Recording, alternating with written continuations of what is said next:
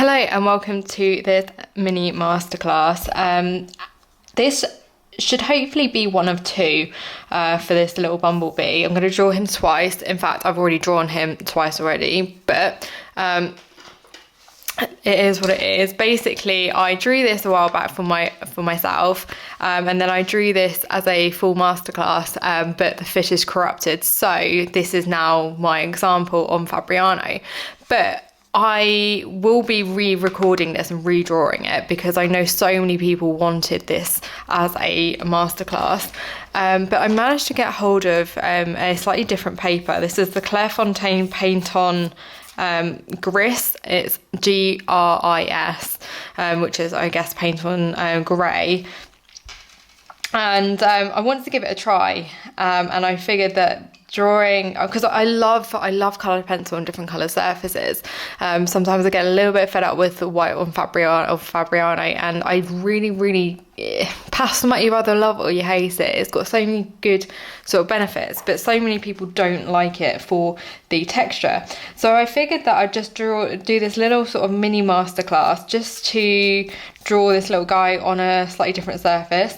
I've done a little bit of a trial already, just to see how the pencils layer, just so I'm not going into it completely blind. It's a much thinner surface to what I'm used to. I'm used to working on the thickest Fabriano, so this is a lot more, well, this is a lot thinner, and it's quite smooth, and so I know we'll be able to get layers down, but we won't be able to get as many layers down. So this might be a really nice option for those of you who are just beginning your colour pencil journey and want a slightly sort of more, not a simple tutorial, but just a slightly sort of less detailed one, because I don't actually think I'll be able to get that much detail in. So if we can't get all the detail in, then we're really focusing on keeping the contrasts, making sure our darks are dark and our lights are light.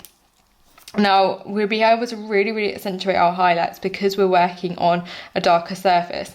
So to begin with, I am just going to start off with just trying to map out where the light areas are.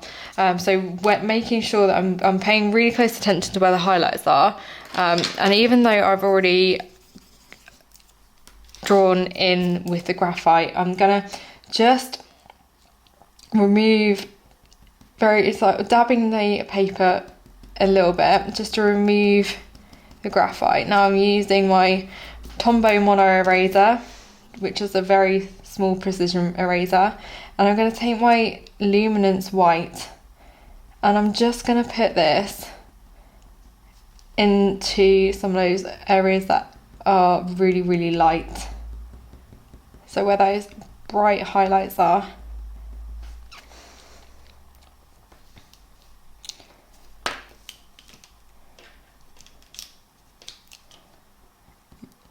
I always like to make sure that I'm trying to remove as much graphite as I possibly can. So I've just marked back out where that face was because I think I'd lost a little bit of that face. And now I'm just very gently going to, again, just put in some of those bright highlights with the white pencil, and being very careful not to go over any graphite.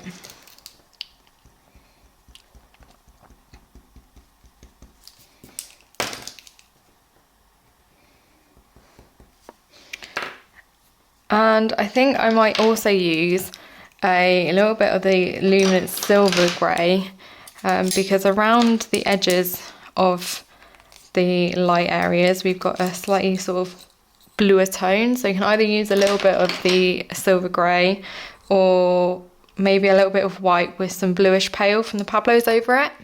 But I'm just going to start off with using the luminance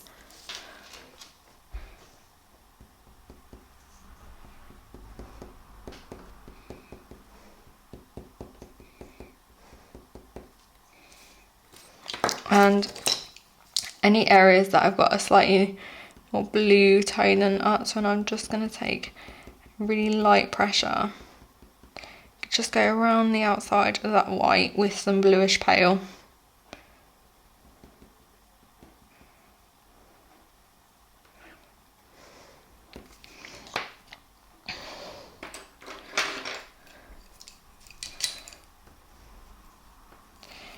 And I think also I'm gonna just mark out where those really dark areas are. So we see where his eye is. Got this really dark line going through, so I'm just using a sharp pencil. This is the black from the Polychromos.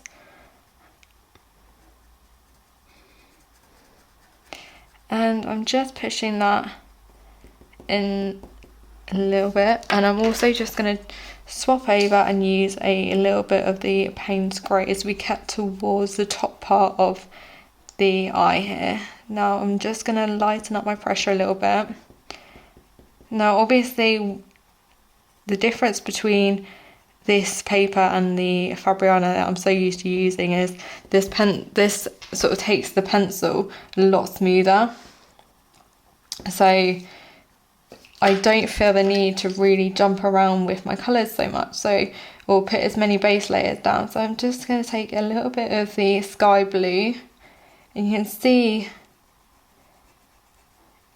because at the top here there's that slightly bluer toned area, so just gonna put in a bit of that blue, and as always be removing the graphite.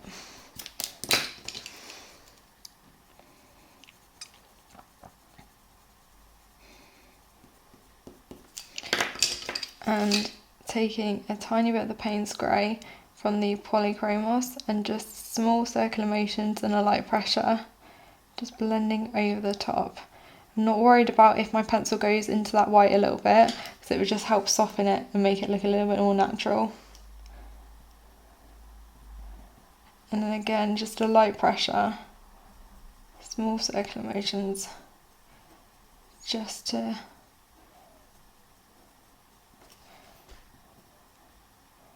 darken that contrast a bit. And then I can just take a little bit more of the sky blue and add another little layer.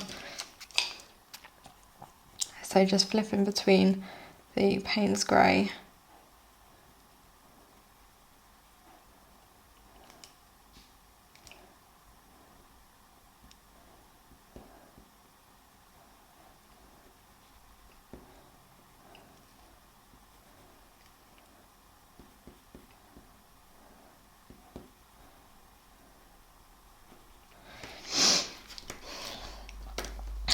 and through here down the bottom of his eye, we've got some sort of more yellowy kind of tone. I'm going to zoom you in a little bit as well.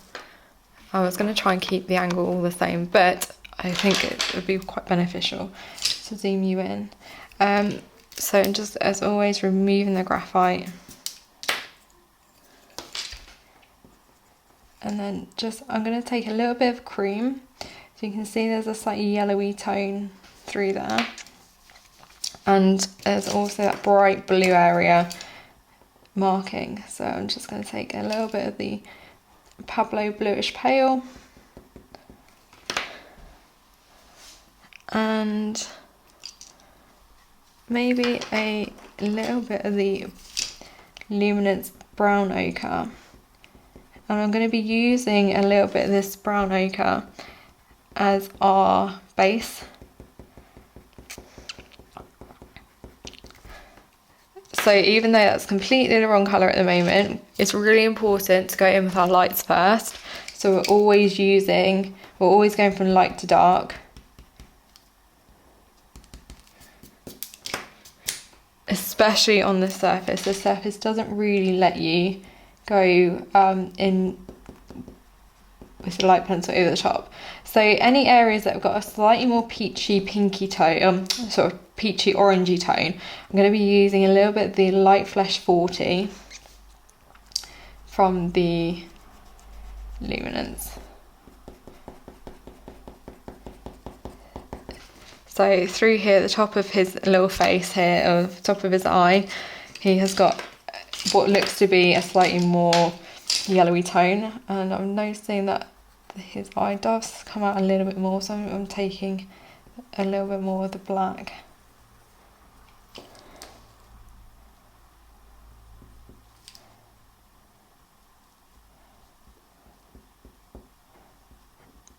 just carefully marking around where we've put that yellow, sorry, that cream. And then lightly with our Payne's grey,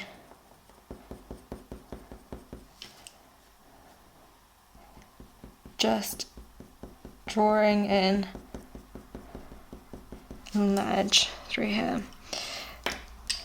And you should be able to see that through here, obviously we've got that lighter area, and then it sort of transitions and gets a little bit redder, browny tone, and then goes into a little bit of that grey.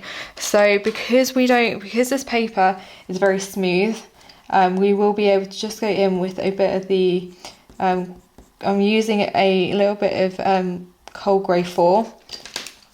I'm going to remove that graphite. Now, on reflection, when I've just put a little bit of that down, it's not really showing up that much. So it might be that we need to go in with a little bit of the cold grey 1, which will be really, really light, but it will allow it to show up. So I'm using a little bit of that cold grey 1. And then I'm going to be taking a little bit of the cold grey 4 over the top.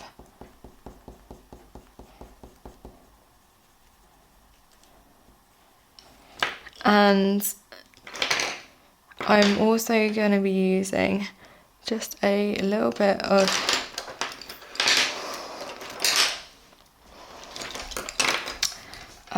maybe, let me just see, I'm going to use a little bit of the Bista. I'm just using this very, very lightly, and I'm dragging this pencil just down into that lighter area and then blending it with the black. So you're just using tiny little pencil strokes. And then we're going to take a little bit of the the burnt umber from the polychromos and just go over that area again, trying to leave this light area showing through. Doesn't matter if we go up a little bit into that cold grey as well, because that was just going to help it all look very seamless and blended.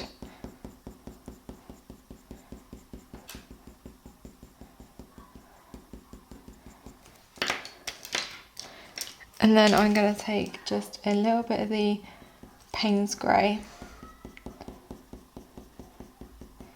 And again, just pushing that Payne's grey into that burnt umber. And light pressure, just drawing in the direction of the fur. So the head of the hair, or the hairs on his head are sort of coming out and fluffing out. So we're just trying to capture that. Now, in the base where it looks a little bit darker, and we could just take a little bit of the dark sepia, just concentrate this in a little bit. And again, just use that to help fluff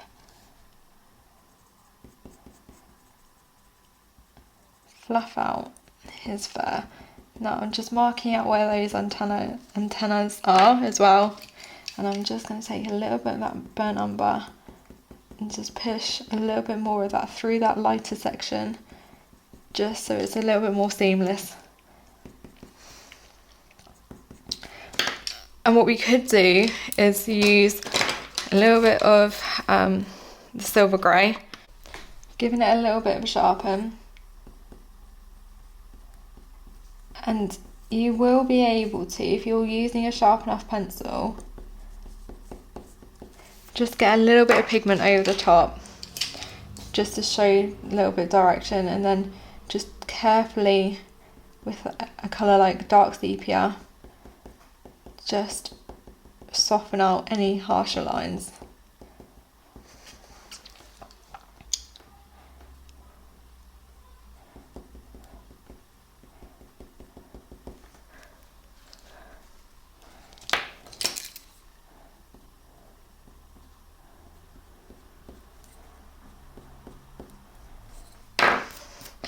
And maybe you could even just go as far as to add a few little white markings.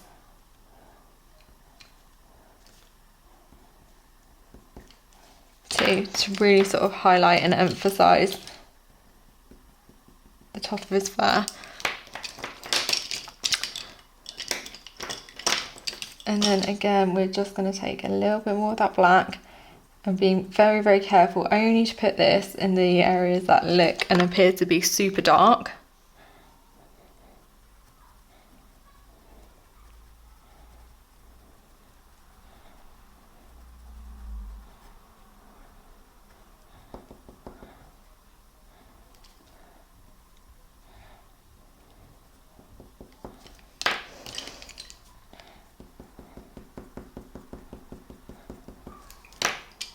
So just using a little bit more of that burnt umber and then a little bit more of the dark sepia just in any areas that just need a little bit of tweaking to make darker. And then I'm just going to take my black pencil from the Polychromos and just draw in his antennae. You can see through here it does get a little bit lighter, and there's also a little bit of a shape, and the one behind it is slightly out of focus, so we will work on that in a bit. But for now, just going to carry on adding a little bit of cold grey 1 just over the top behind the antenna here, and then just taking a very light pressure and some Payne's grey. Now when we're working on a smoother surface like this one, I would say it's quite important to try and keep your pencils really sharp instead of having, because with Fabriano you can kind of get away with them being a little bit blunter, but I feel like with this surface we really need our pencils to be as sharp as possible. And over the top of that where we've put that brown ochre and a little bit of light flesh through here, I am going to just take a little bit of burnt sienna, which is going to help us achieve that sort of reddy tone, that reddy brown.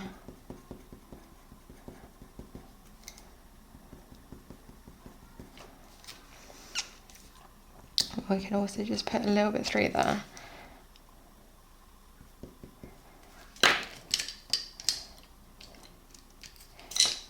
And then, as always, in fact, I wouldn't necessarily always recommend going in with black first. I'd always recommend really going in with a little bit of sepia. It's a little bit more forgiving.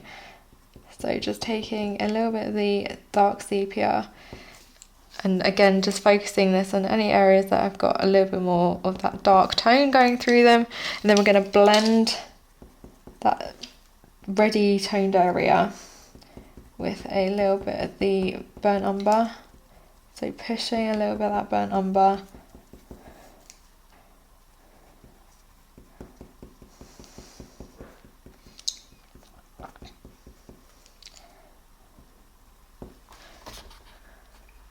And if you're not getting any sort of pigment, a drop like, if the pencil isn't really showing up or you're feeling it's looking a little bit flat, then just grab a darker pencil. So I'm going to take a little bit of the dark sepia and I'm just going to really give it a sharp, and then I can go in detail through there. So just giving dark sepia, as I said, a little sharpen.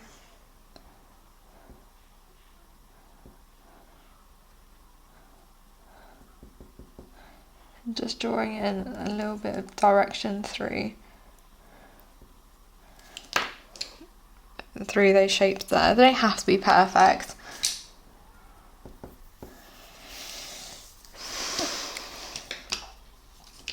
And then through and across the edge of his, well, I don't know Bumblebee anatomy, I'm not going to lie, so I'm probably just going to butcher this completely. But I'm taking a little bit more of dark sepia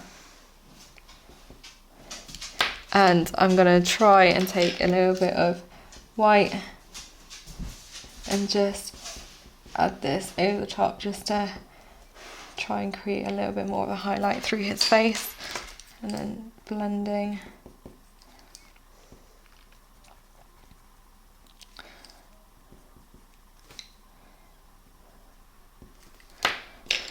And also we've got a slightly bluer tone on the top of his face here, so taking a little bit of sky grey.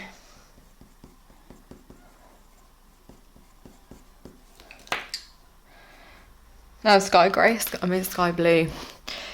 Now I'm going to just remove the graphite around what I should imagine will be his nose. And you can see there's a slightly lighter bit area. So I'm just going to take a little bit of this is the buff titanium. And I'm just going to lay a little bit of light flash underneath that. And then I'm going to go straight in with some of the burnt umber. Trying to make sure that we're leaving a little bit of that that buff titanium showing through. And then we are just going in and adding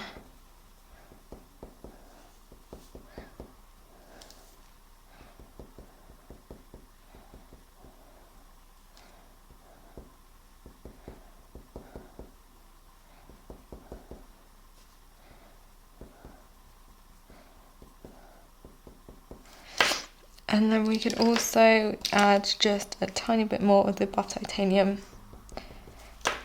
or even a little bit of light flash just over the edge, just to bring out a little bit of that lighter tone again. You can also just add maybe a little bit of white, and then a little bit more of the burnt umber.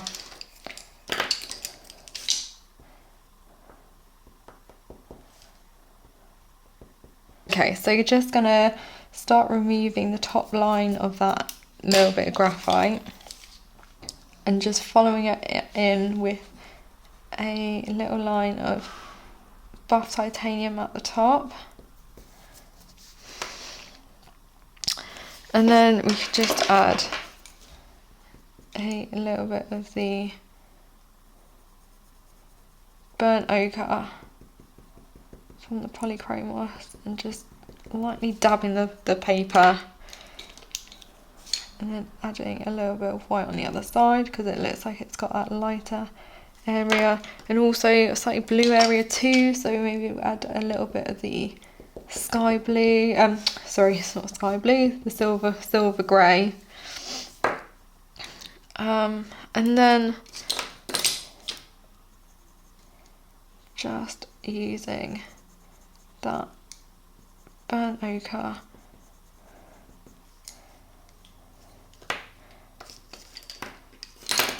and a light pressure of the burnt umber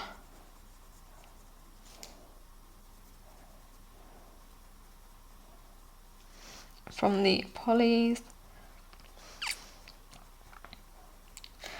And then we can add a little bit of the Payne's Grey in the areas that have got a slightly more blue tone. So we just add this so gently. And also, if you look at the colour wheel, orange and blue are on the complete opposite sides of the wheel, and that means that when we add a little bit of blue to orange, it just really makes it pop so much more. And it's like a sort of juxtaposing, so that was the word, juxtaposing colour scheme that really works well. So I'm just gonna add a little bit of the burnt sienna, and that's just through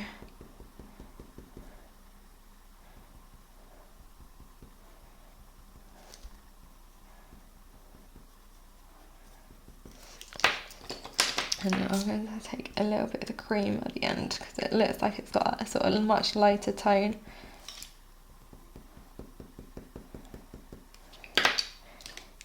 And then we are just going to take a little bit of the white again.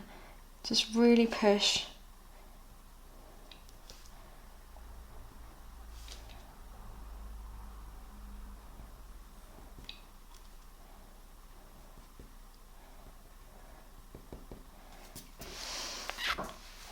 A little bit of that white in as well. And then I'm just going to use a little bit of the burnt umber and maybe a tiny bit of the light flesh just over the top, just to help soften out that line a tiny bit.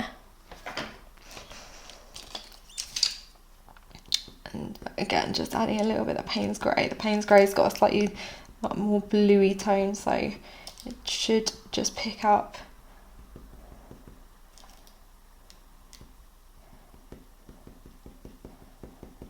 that orange and really work nicely with it.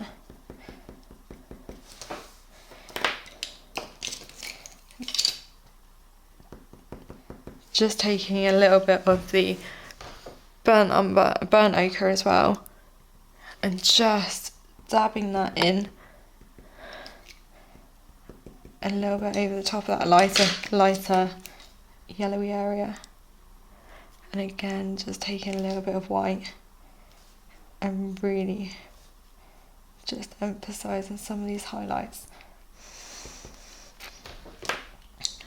And notice we haven't used any sort of darker tones yet, so I'm just going to take a little bit of the dark sepia.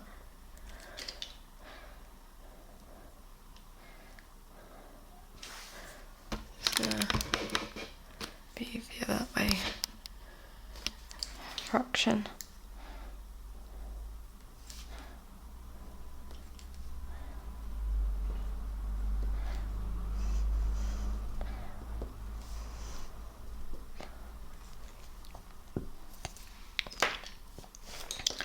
And as I keep saying, it's really, really important when we're working with this surface, because it is so smooth, to keep our pencils really, really sharp, especially when we're drawing detail. So just coming back up and working and adding a little bit more of the Payne's Grey.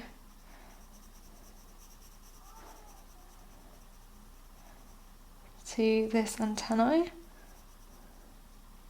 So just paying attention to the shapes.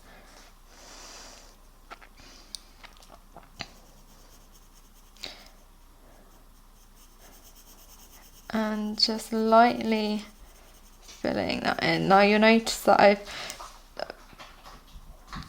not used black. I'll use a bit of black at the base, but for the rest of it I've used obviously this is the Payne's Grey, as I said, so, and I've used black here, so it's only because in the reference photo it looks like it's got a slightly lighter tone at the top, but at the base here it looks like it's got that black.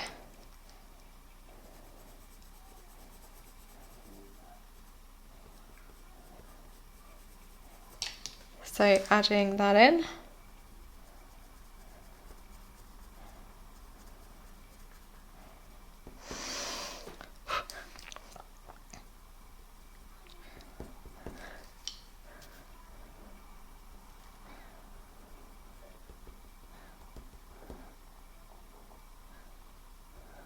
And then I'm going to take a little bit of the cold grey for this sort of slightly lighter and out of focus antennae, and I'm just going to keep my edges really, really soft. So what I mean by that is I'm just not going to use an awful lot of pressure. And it's like through the antenna that's in focus, I would use a much harsher pressure, but through the one that's slightly out of focus, I'm just going to run the pencil over the top, just not going to press too hard, and it's just going to leave it looking really nice and soft. And then again, just taking a little bit of the dark sepia, so I used cold grey 4, then light pressure of some Payne's Grey, and I'm just taking a light pressure of some dark sepia just to tone the paper a little bit again.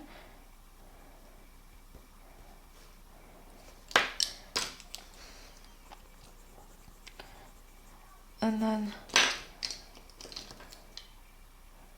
take a little bit more of the Cold Grey 4. And then a little bit more of the dark sepia there. And we could always just go in maybe with a little bit of the light beige from the Pablo, which should just help blur out a little bit more as well, just by taking the edge off. I think the only trouble that I'm finding with working on a coloured surface like this is it's really difficult. I'm finding it really difficult anyway, I don't know about you, to like, I keep going over the edge because it's really difficult to know where. I don't know, I'm finding it ridiculously, I'm finding it really difficult to keep within the lines. But anyway, so going to just continue, just going to remove the light bit of graphite we've put through there, and I am going to take the Cold Grey 1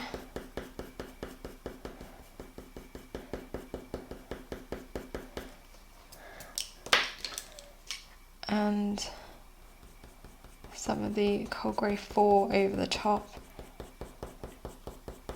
So remember, we're using the Cold Grey 1 because the Cold Grey 4 just doesn't really show up otherwise, and we want to have this lighter sort of area going through underneath.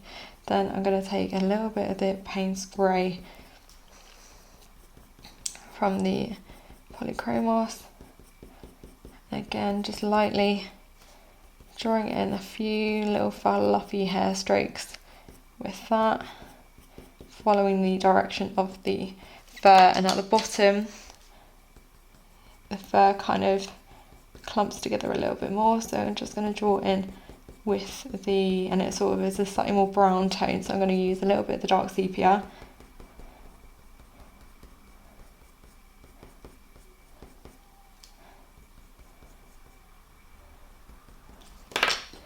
And I'm also just going to take a little bit of the burnt umber as well and run that over, just to help give it that slightly brown tone that I can see in the reference photo. And just darkening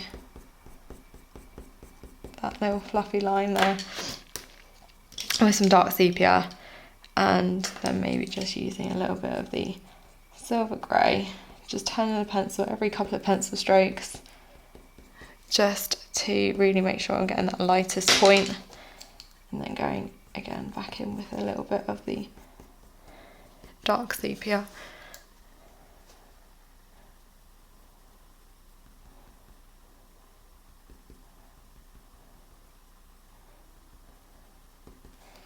And then we've got a lighter little area through here, so I'm going to take a little bit of the light flesh just as a base, and then some of the Bista,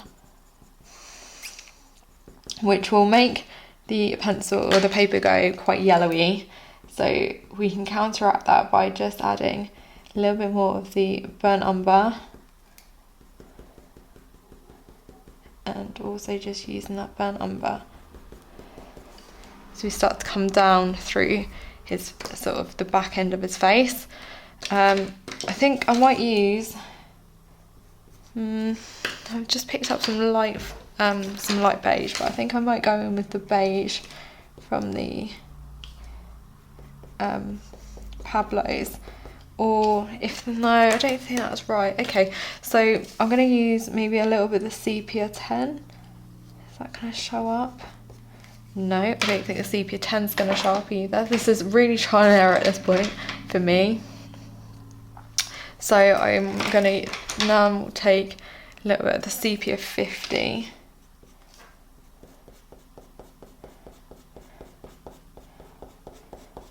Because don't forget, guys, we can use the actual colour of the paper to our advantage.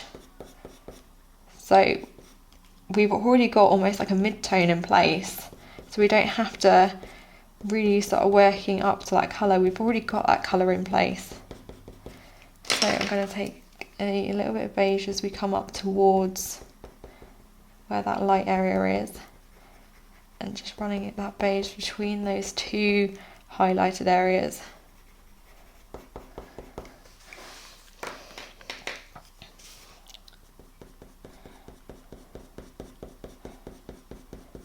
And then taking a little bit more of that sepia.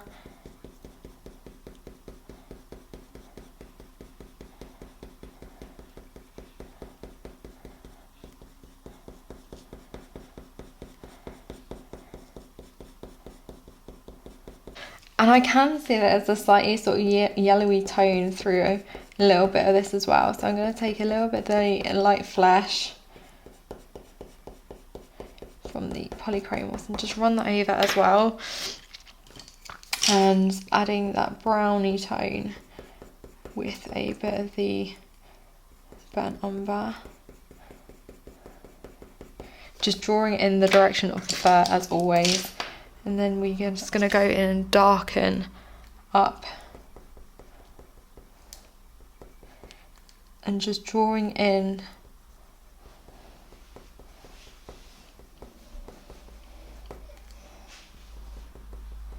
some hair strokes with the dark sepia.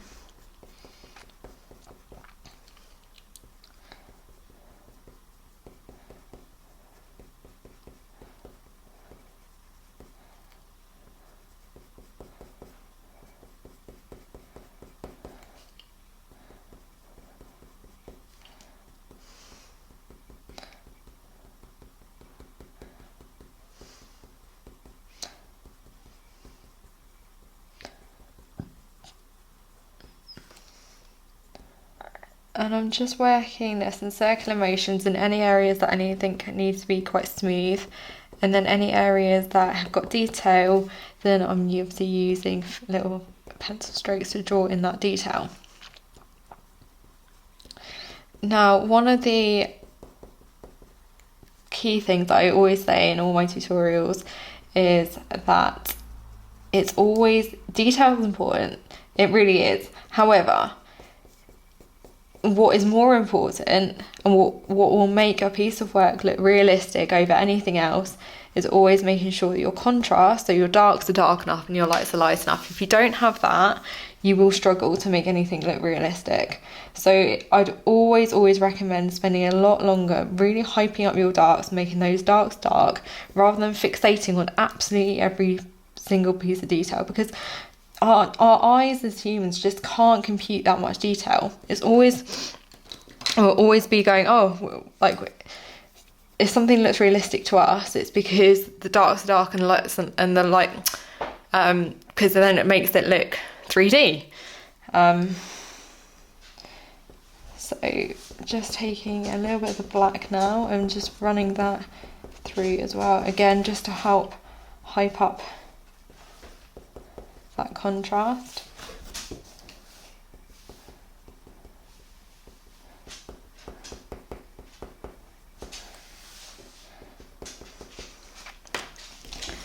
And then I'm going to also just take a little bit of the Payne's Grey from the Illuminance. This is just the darkest Payne's Grey. I'm also just going to lightly run that over the edge through here. Just going to help soften out that darkest. Oh, sorry. This helps soften up as we go in towards the that highlight.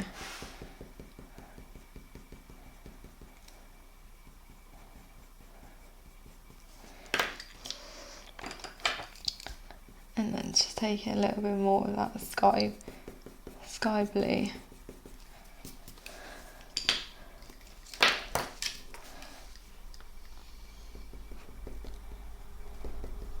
And then just taking black again.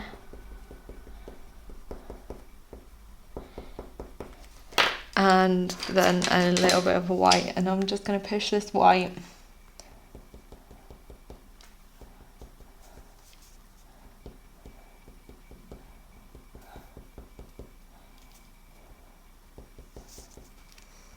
and just adding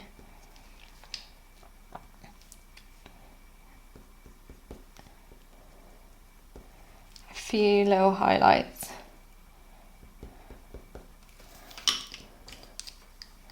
And again, just making sure that our darks are dark enough, because we don't always need all that detail from every single sort of fur stroke. So that's why I sort of blocked in a little bit of darkness through here. And again, just gonna use that cold grey one and just lighten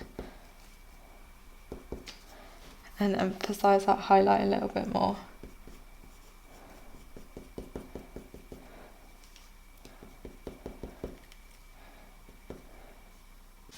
Okay, so coming through around the back of where the highlight is, and I'm just using some of the sepia 50%. Just lightly pushing a little bit of that sepia into that white. Now obviously we can go back through and really emphasize that white, but this is just to sort of mark out where the light areas need to go. And then there's another little highlight through here. So it's really just a case of just mapping everything out as we go. And then I'm going to take a little bit of the light flesh, use that as my base, and then I'm going to take some of the burnt ochre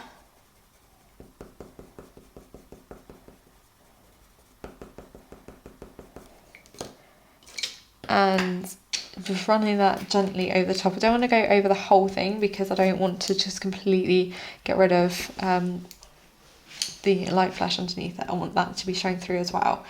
And then I'm going to take the burnt umber and just lightly just draw in over the top, just making sure a little bit of that colour is left underneath.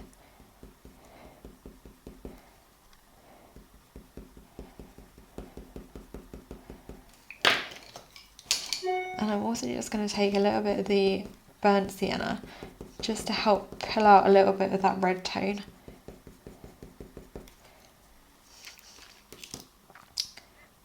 And just making sure everything is dark enough with the dark sepia. And again, I'm not going to go too far down through here because we have got a lot of other colours going on. So I'm just going to bring out that dark sepia, again following the direction of the fur.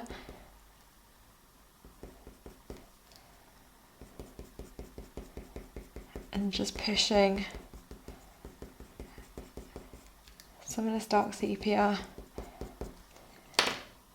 in over the top, and then we're going to get our white pencil, making sure it's nice and sharp, and just put a pencil stroke in and turn your pencil, which is just going to help you get that really crisp line.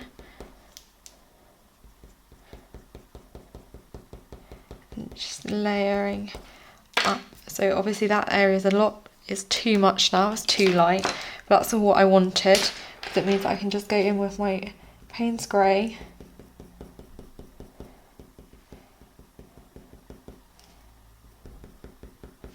and push a little bit of that colour back.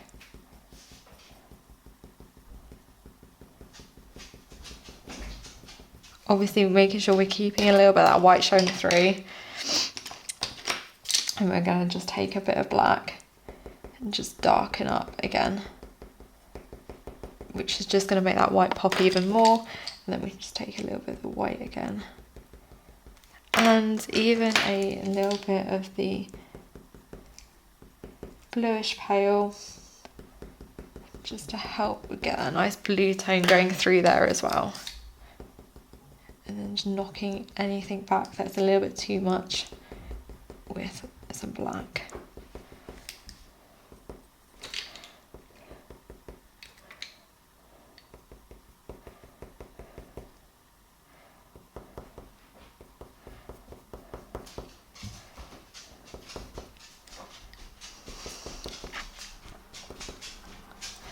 And then continuing just adding some of the sepia 50 down here and a little bit of the sepia 10% as well. Now I don't think that's going to be really light enough, so what we could use is a little bit of the warm grey 1, and I'm going to take a little bit of this warm grey 1 just out the bottom underneath here, just drawing in the direction that I can see the fur going in. And I'm just going to take a little bit over here as well. This is just going to make everything look super fluffy. I love drawing bumblebees, I just think they're the cutest. And then just light pressure, adding some more of the sepia 50 and some more of the warm grey 1.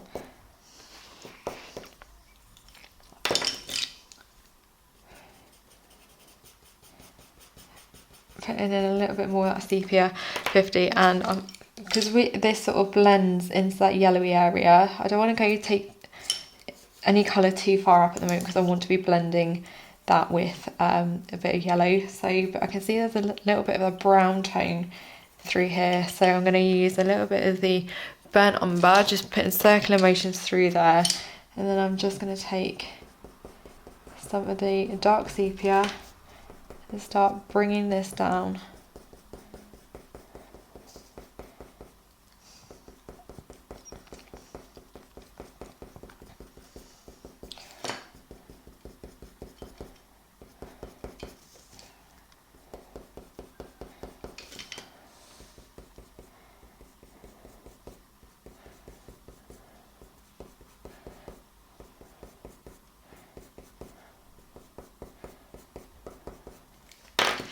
And I'm also going to just take a little bit of the cold grey 1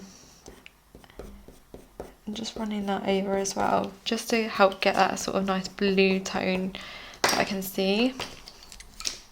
As always, keeping everything going in the direction of the fur. Now through this sort of centre part through here, there doesn't look to be an awful lot of detail, so we might be able to get away with just putting sort of a block of black colour through, but I'm just going to draw in some detail for now, and then as always just using a really light pressure as you go up towards that area where it's going to get lighter. I'm going to blend it out, so any area that darker tone, we're just going to put that block of colour through, and then just using a little bit of the brown burnt umber,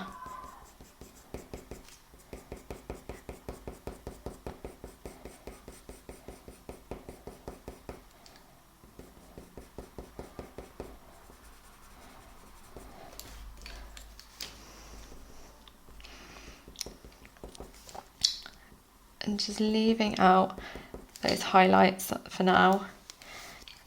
Now I'm just going to map out very with a light pressure where this sort of back leg is going to go. We've got a lot of colour going through this front leg, but this back leg is a lot darker. So I'm just going to put in, and it's very dark, so I'm just going to use a light pressure of the sepia. And then using, again, just a little bit more sepia 50. And we can always use if we take very sharp pressure, a very sharp point with the sepia 10. I'm hoping that we'll be able to just get a little bit more lift You can just see as that's showing through a little bit lighter now.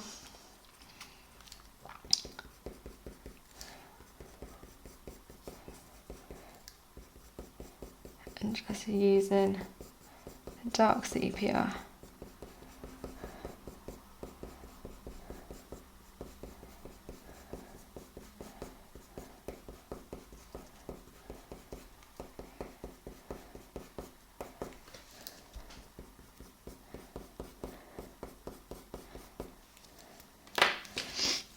And just using some of the sepia 50 again, just over where you put a little bit of that warm grey, just to help.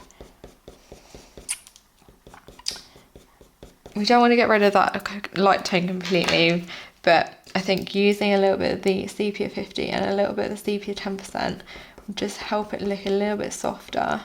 So we're just glazing over the top, just to get rid of some of that detail. And then we can take a little bit more of the black, a little bit more of the dark sepia.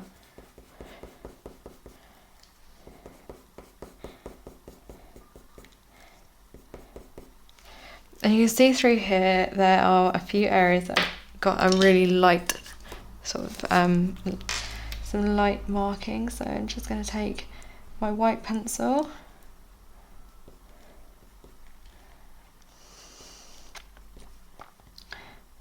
and just highlight through here a little bit. Now, as I said, this will only work if you've got a very, very sharp point, but you don't have to press very hard. Then any areas that are a little bit too much, just take a darker pencil, just knock it back a little bit. So obviously we still want it looking very, very soft, but not too in your face. So I'm just going to take a little bit of that sepia 10 and maybe even a little bit of black now, and using that black mix.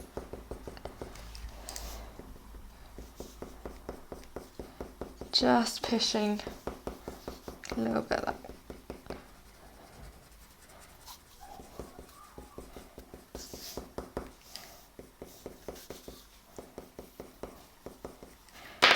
And then just blending a little bit of the burnt umber through as well, which is just going to help get that really nice brown tone.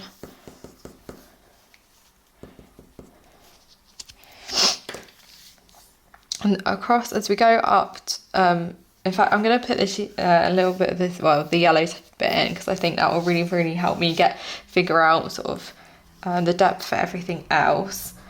So just going to start by removing the graphite.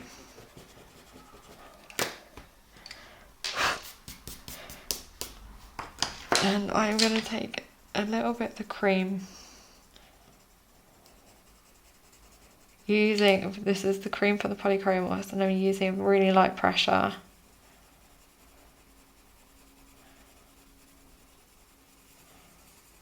This looks like a very lemony kind of colour, but hopefully it will be okay. I think I'm also going to take a little bit of the Naples ochre. Again, not pressing hard at all with this. Just putting down a little bit of that colour, and then I'm going to take some cadmium yellow, which is going to give us that sort of yellow tone. Now this might look a little bit too bright at the moment, and too yellowish, and it really is too yellow, so we're going to need to really tone it down. But this is going to be a really, hopefully, quite good foundation. So just drawing in the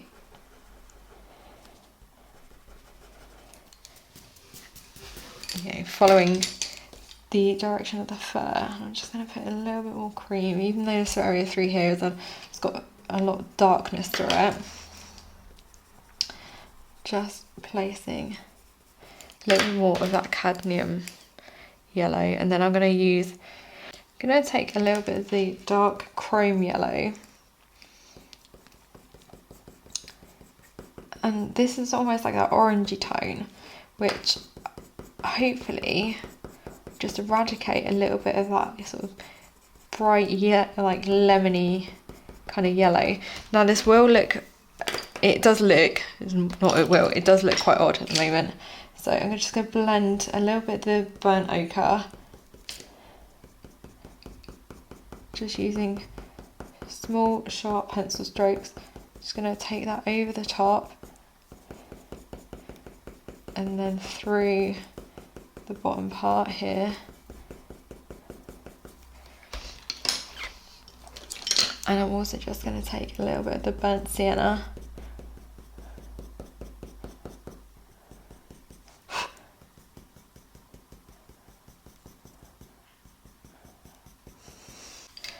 and then just using some of the burnt umber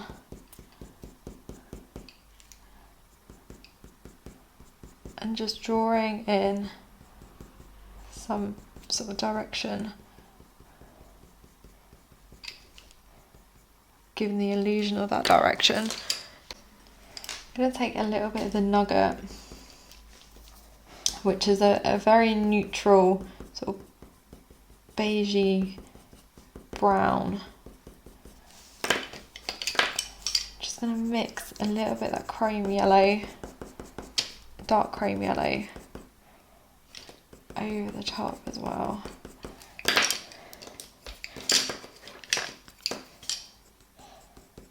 And taking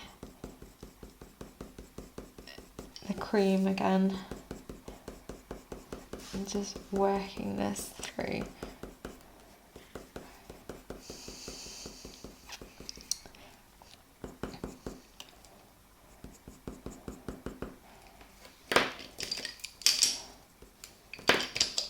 And again, just coming through and adding that dark chrome yellow. So doesn't matter if we go over an area that we haven't put any sort of base layer down, doesn't matter at all.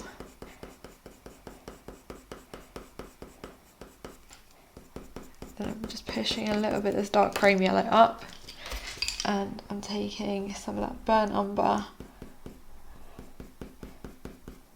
and just pushing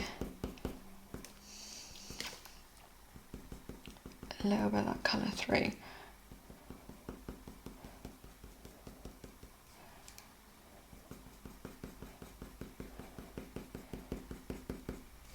And using that to carry through over the top and through into that yellow, and then taking a sharp chrome yellow, dark chrome yellow, and I'm just going to draw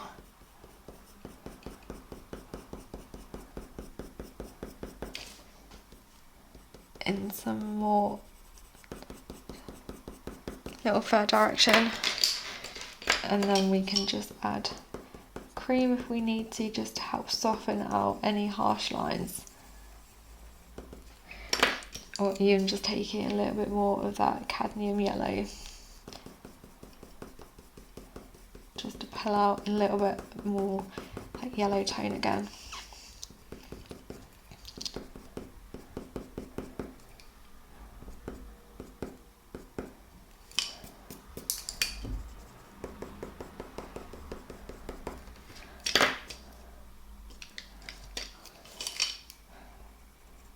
And then just taking the burnt umber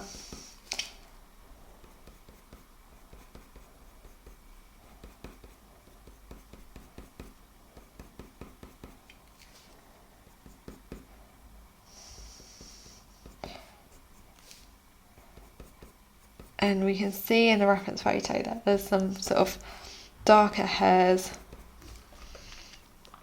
So again, just using the raw umber, the burnt umber, just to draw them in a little bit. And then just going to take some chrome yellow just at the bottom of that, just just use it to blend.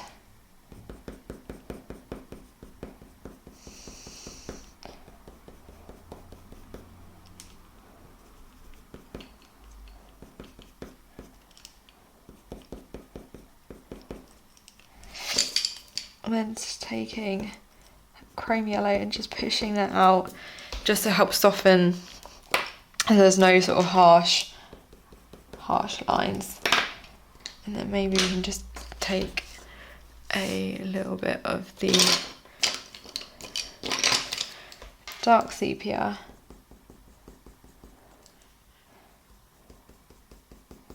just knocking through and helping to blend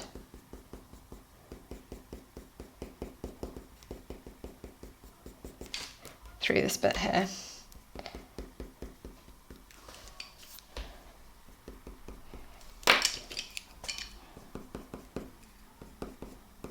And I'm just using a little bit of cream. You could also use just a little bit of white. Again, making sure your pencil's nice and sharp, just to really push through and get some highlights.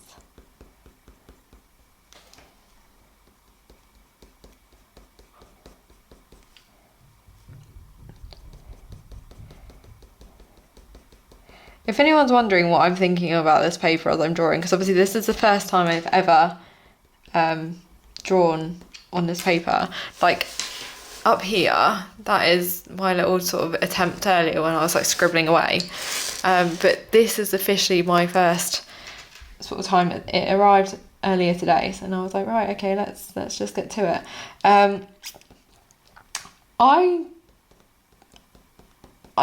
okay with it. I think I would like it to be able to take a little bit more layer, but I think that's mainly because I'm so used to Fabriano and the amount of times I can push with the pigment to get sort of a lot of sort of different contrast. I'm just taking a little bit of the burnt sienna just to help get that red tone going back through. But to be honest, the reason why I say that is because when you can put in more layers, a surface like this feels a little bit flat, like it feels like you can't go that deep with your colours. But that said, looking at the result that I'm getting, I'm quite happy with it. I'm just taking a little bit of black. I'm not too, like, I'm quite enjoying using it. Just blending that black into that sort of burnt umber with a little bit of the dark sepia.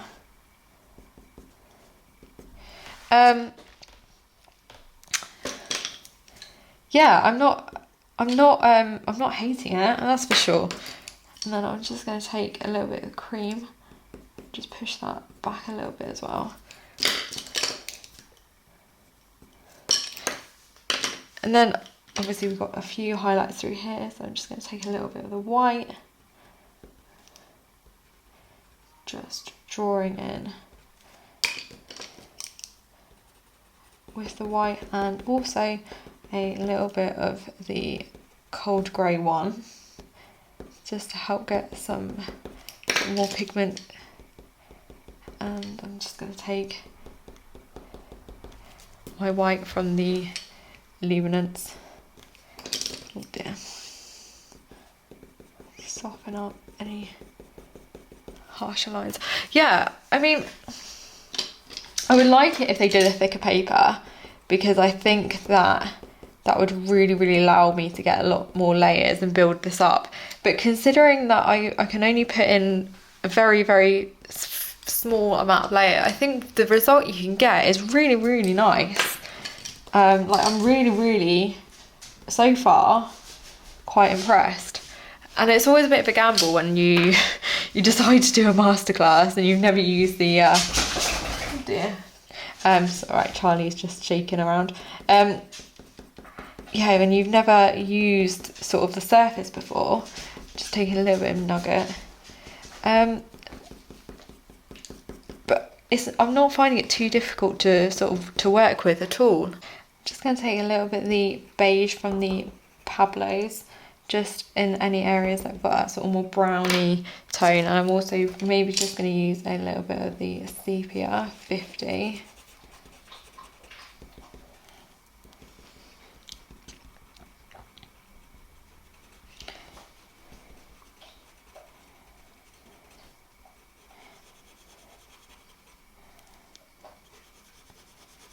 And just running this Sepia 3. Now I am working it in the direction. I can see through here there's a slight, there is a sort of more bluey tone. So I'm going to take a little bit of the Cold Grey 5 and again just working this very lightly in the direction of the fur.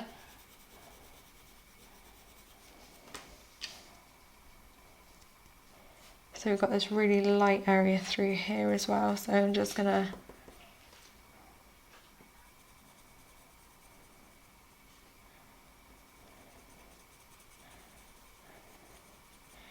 use that cold grey.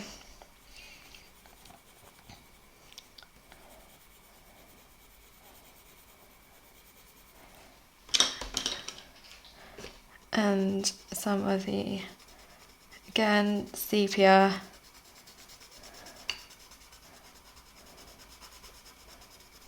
Sepia 50.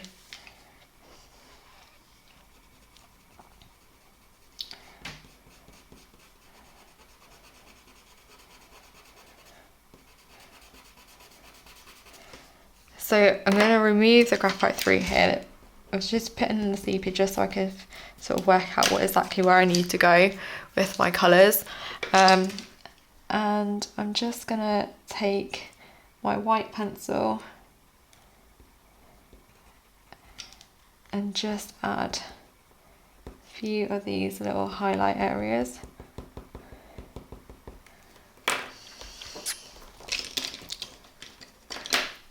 And just taking some of that bluish pale again. So just taking a little bit more of the dark sepia from the Polychromos,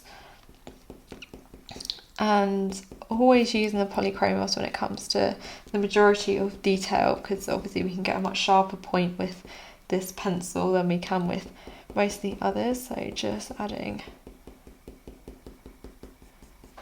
and glazing over the top of, if there's any sort of areas, lighter areas that you think, oh, you know what, they shouldn't be as dark as maybe what they shouldn't be as light as what I've drawn them in. Just glaze over the top if you can. And then taking that dark sepia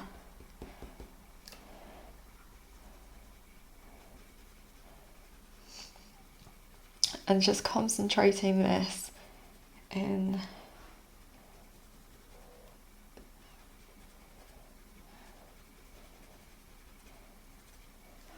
so I'm not putting in too much detail through here because as I said, our eyes just can't take all that detail. Now I can see there's some fur strokes going up through here and they're quite a dark blue, so I'm going to just put in a little layer of the Payne's Grey.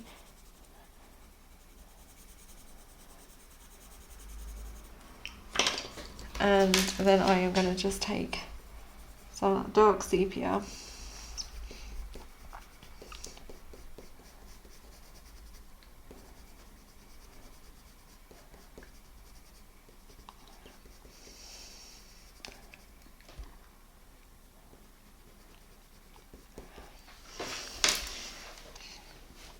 and as we come, as I said, further on down here, it's sort of, you haven't got really any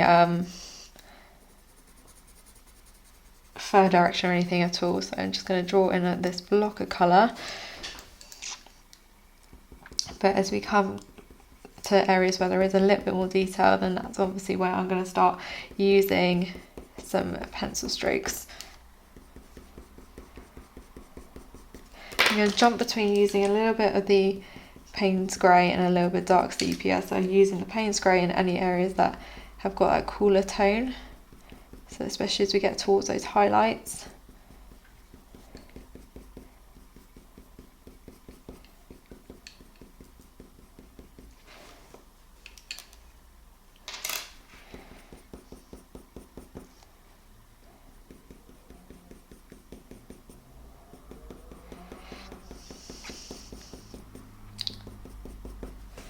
And obviously we can just go over these areas again with the white to really pull them out again. I'm just going to draw in some direction, then go over the top of any bit that's quite a lot darker with the dark sepia.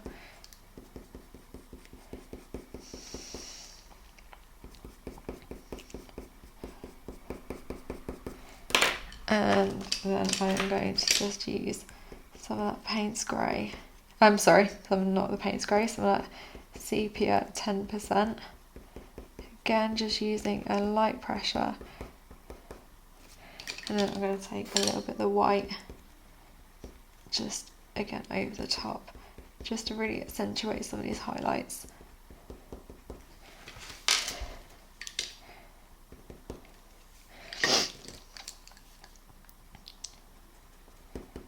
And then we're just going back in with a little bit more of the dark sepia. Now, in any areas that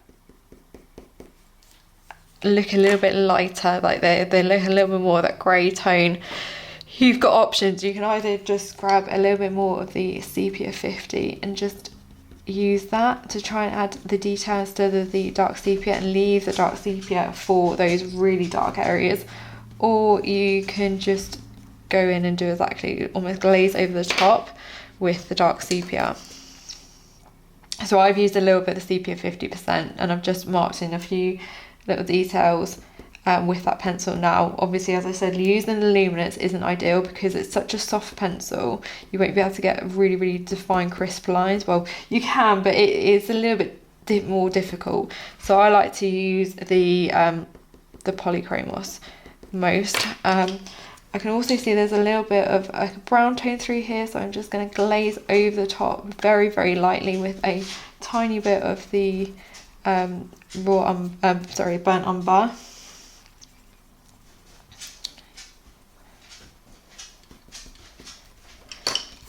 Doesn't have to be perfect. You've got to always remember that when we're drawing things like bumblebees or any sort of animals, that this photo was taken in a sort of a split millisecond. The animal would have been flying and the light would have hit it, like the light could have hit it differently, or wind could have captured it. Like, you don't have to draw absolutely everything that you see completely perfectly, because we're not a camera. We are humans, and it's not possible for us to really replicate a photo completely. So just be kind to yourself in the process. Like, I always have to remind myself, you're not like, okay, it doesn't look exactly like the reference photo, but it's okay. It doesn't have to. It's art, and art is completely subjective. So I've just used a little bit more of the Payne's grey through here. I'm just going to take a little bit more of the black, and I'm also going to take a little bit of that black and then work it into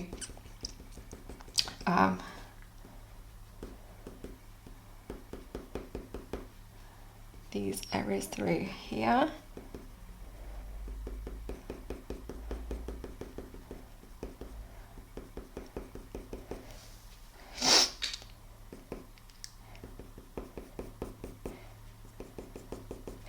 And I want to just keep this light area looking really soft, so I'm just gonna lightly feather out a little bit more of that lightness and just go around it with a little bit more of the black, just to really help emphasize how dark it is around the outside.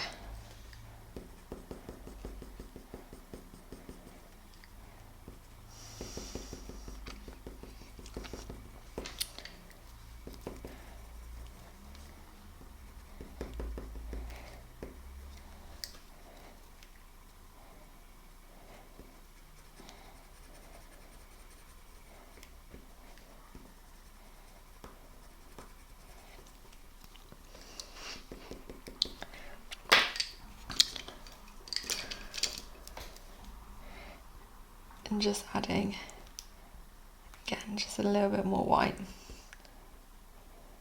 Really pushing this in.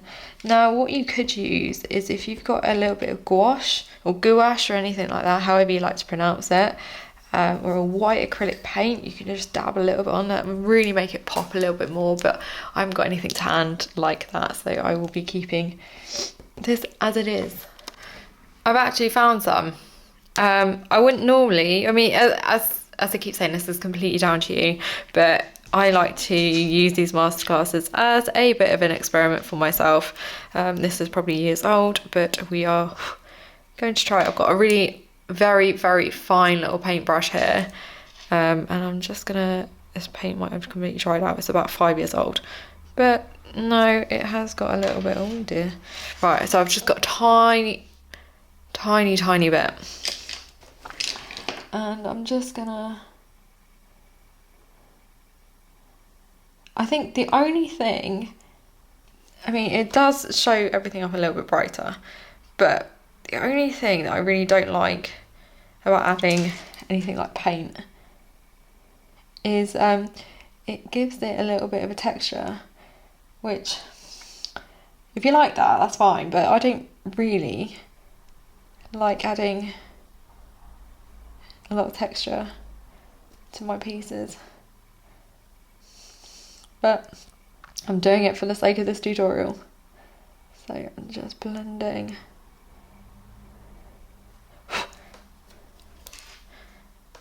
I mean, it does make a difference, I gotta say. Oh, don't want to add too much. I'm just gonna dab it.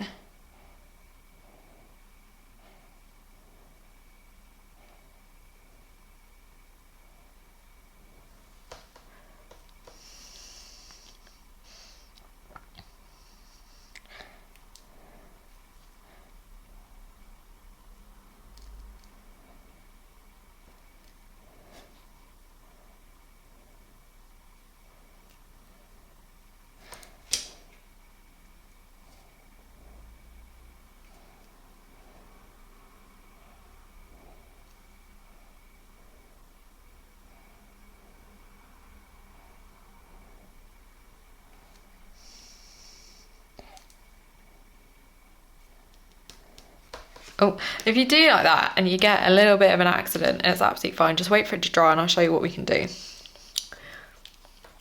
I think it has made it pop a lot more, but it's just, as I keep saying, it's completely down to you whether it's something that you want to add into yours. So when it's a little bit dry, you can always just, I mean, it dries so quick, and you can just dab over the top with a little bit, maybe like, I'm using black, but you can obviously use whatever colour you would like. Okay, well that was an interesting experiment, and it kind of worked. It did work. Anyway, moving on swiftly. In fact, now I've started doing that, I'm just going to add a little bit more to the bottom of this highlight, just so it's all the same sort of brightness.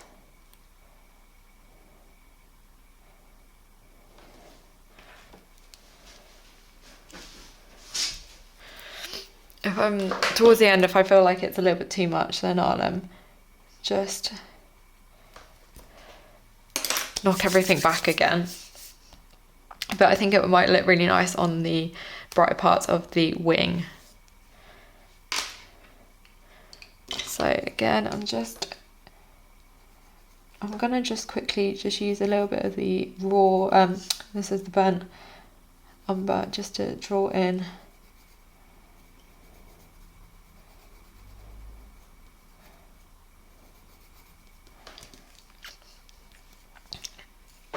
On that wing, and then just using again a little bit of the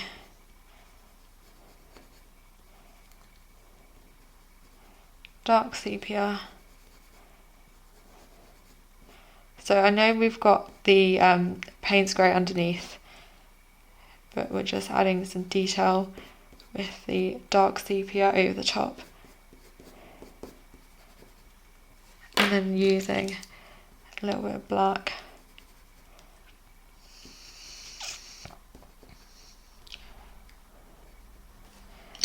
And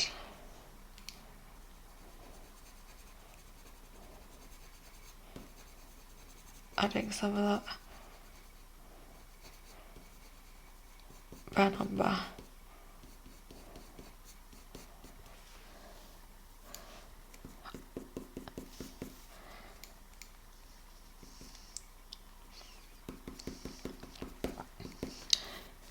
How cute are these little fuzzy butts? I absolutely love bumblebees. They're just so cute. Okay. And when I talk in that voice, a little friend appears, jumping up at my chair. He says, "Mummy, can I have attention, please?" Hey, Charlie. He's so cute. He's so good when I'm working, but sometimes he does get a little bit bored if he's woken up. But I take him out for a walk a little bit later. Okay, so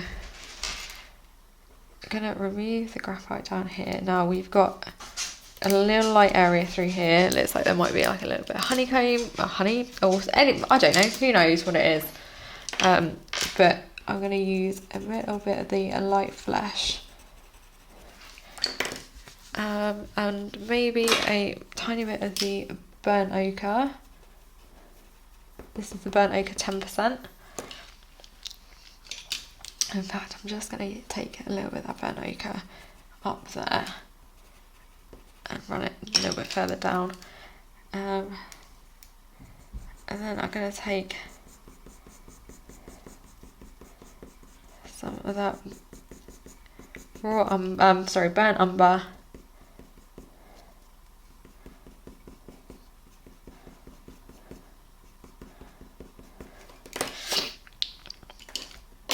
and I'm also just going to take a little bit of the burnt ochre and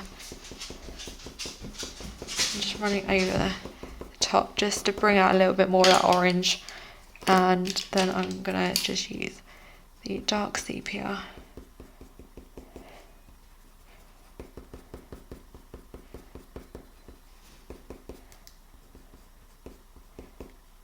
just to put in a little bit more detail.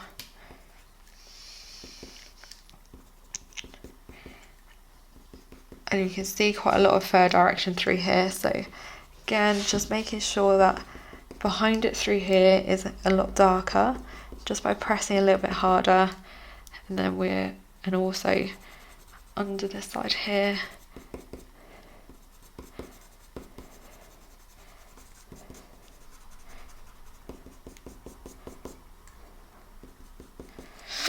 And then I'm going to take a little bit of white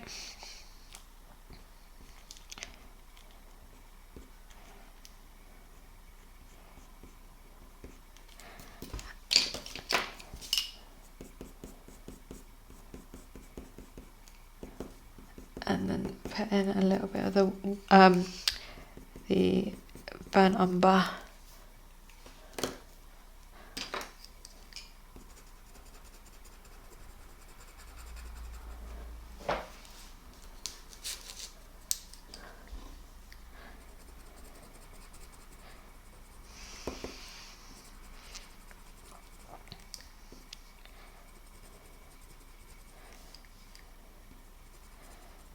And then taking a little bit more of the black, really giving your white pencil a good sharpen, and then really, you don't have to use a heavy pressure, so I'm just adding a few more highlights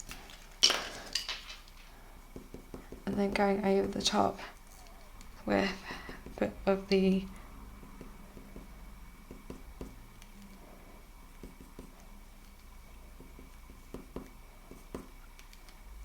burnt umber, and then a little bit of the black. See through here there is also a little bit of white highlight, so I'm just going to pop in a little bit of white.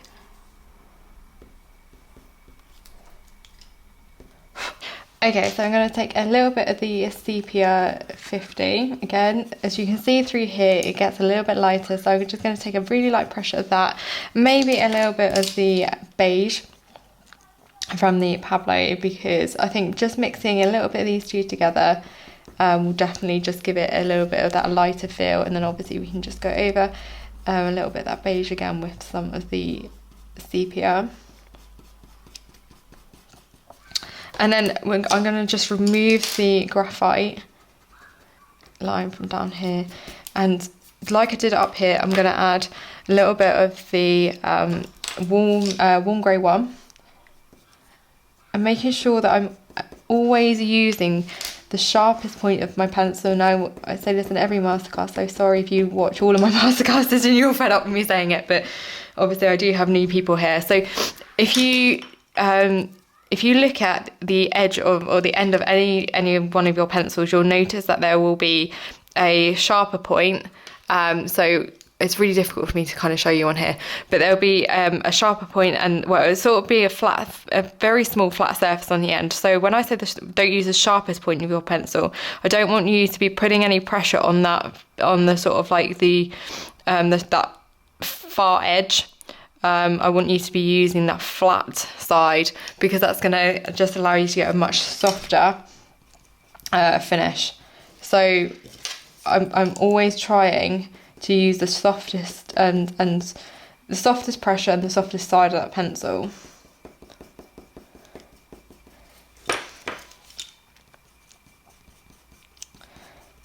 And then we will use again just a little bit of the sepia. And as we come up here, we notice that there's that lighter area again, and then it's darker through there. So I'm just mapping out where sort of the colour changes, and again I'm just going to put in a little bit of white just to map in where some of those highlights are. There's a few little highlights through here. It doesn't matter if we don't get them all in straight away, because we will be able to come back and highlight afterwards. And then I'm just going to take a little bit of the light flesh and just pop that in through there as well, because it has got that sort of more orangey, a little bit of that orangey tone as well. Then going around the outside with a little bit more of the sepia 50, and then using the sepia 50 and following the direction of the fur.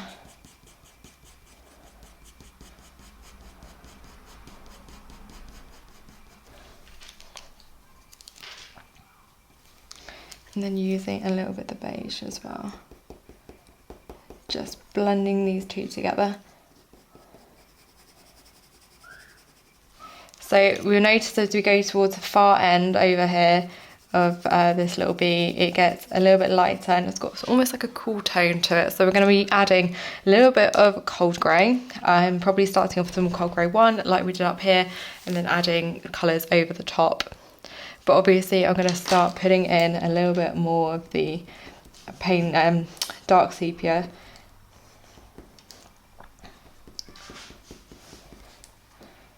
So as always, with not going in with black just yet, I'm using the dark sepia just to draw in over the top. Paying close attention to where there's any directions of like any changes to the direction of the fur, making sure I'm trying to include that.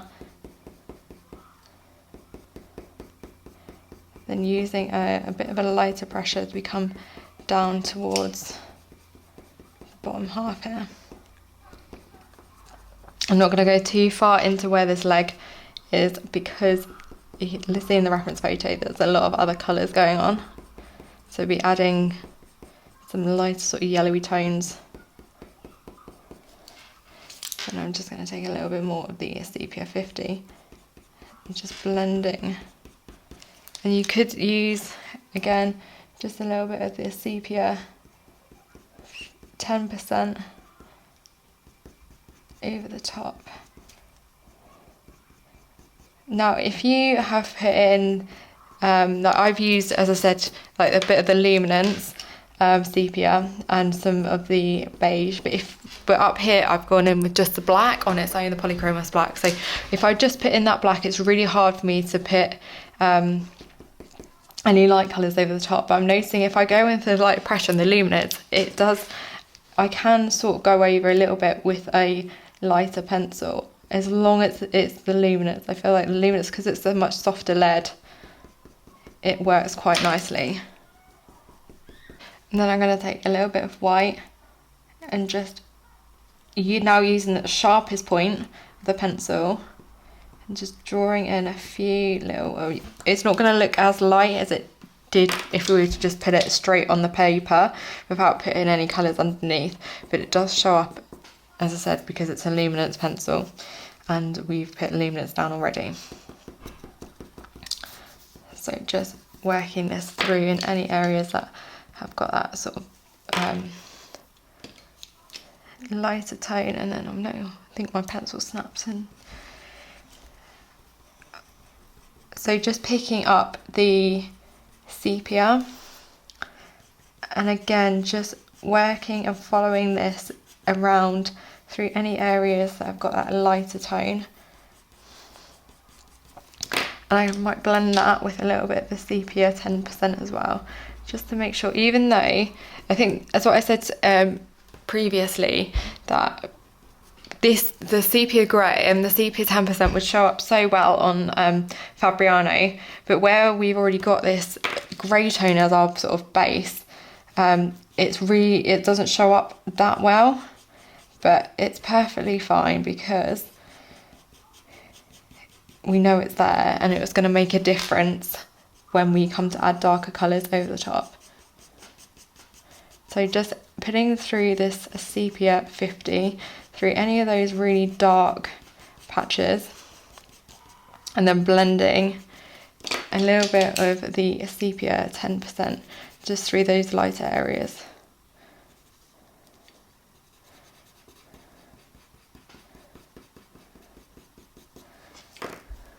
And then I'm going to take a little bit of the cold grey one,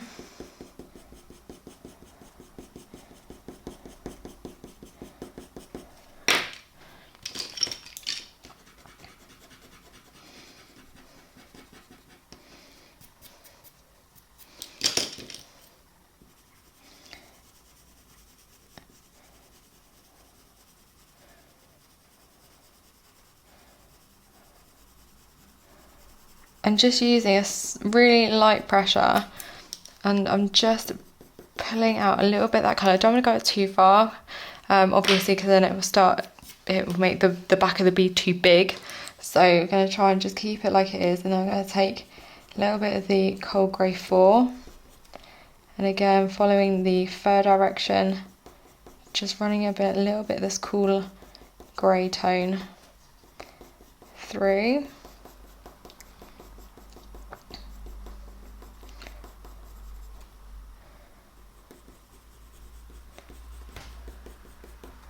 So just going to continue removing that little bit of graphite through there. I'm going to be careful not to come down too much through here because that's where we've got this yellowy, like the tail end. So I'm just going to put a little bit more really, really light pressure of some cold grey. Don't want to press too hard because it might just tint the paper a little bit too much. So we want to keep it very, very light. And I'm just going to bring a little bit of that cold grey through there. And then I'm going to take the cold grey 4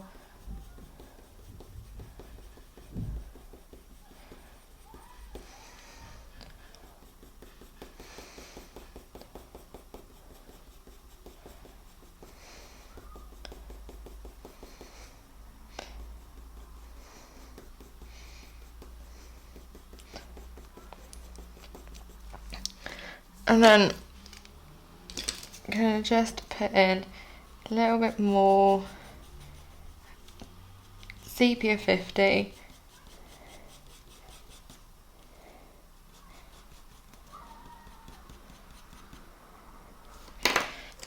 and then you can see it as a sort of some highlights coming down here.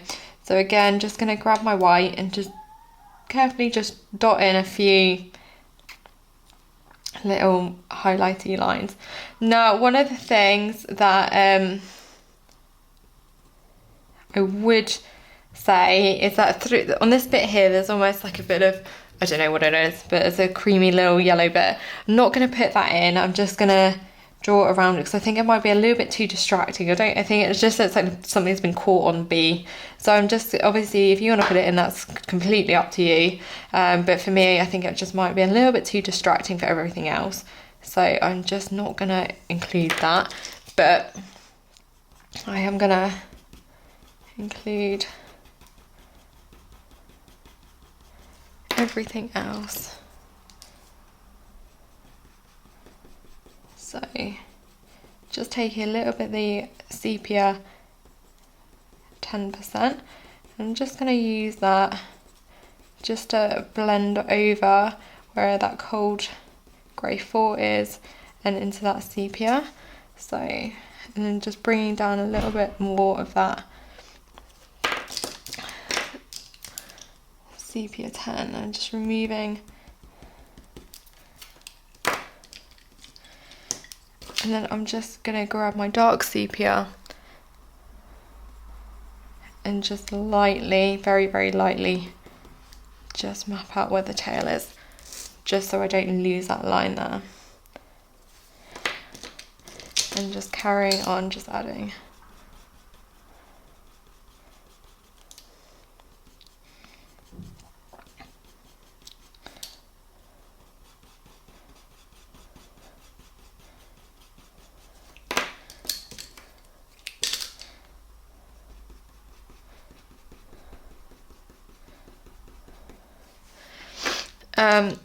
Okay, and then I'm just gonna again start taking a little bit of the dark sepia. Now, as I said before, it's when we're drawing in the hairlines, obviously we want to be going in the same direction as the fur, but just paying very close attention to where it's a little bit lighter. And when it's a little bit lighter, we're just going to lighten up our pressure.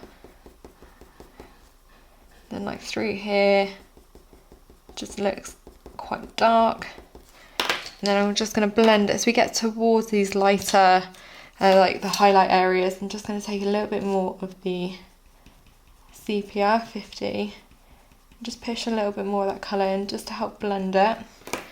And then maybe just using a little bit of the white just to draw out over the top, just to help smooth out and that highlight. Now if you do go a little bit too far and add a little bit too much white, just knock it back a tiny bit with some more of the sepia 50. But obviously adding too much white and then going back in with it's better to add too much lightness, because you can darken it rather than pressing too hard with the dark pencil, because then you will struggle probably to lift it off again. And then I'm just going to press a little bit harder for those sort of much darker areas. Again, I'm not going in with black just yet. And I'm also just going to add a little bit of the warm burnt umber from the Polychromos, just adding a little bit of that brown tone. And then just a tiny bit more of the sepia. And then I'm going to take the dark sepia again.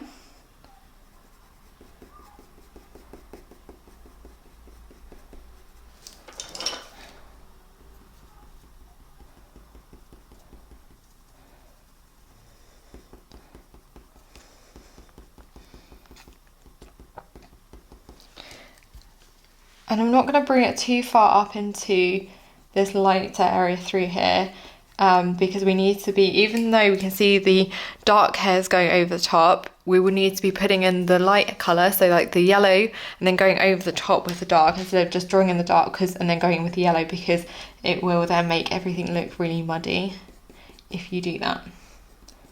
So again, just I've obviously just given my dark sepia a sharpen, and I'm just drawing in lightly in the direction of the fur.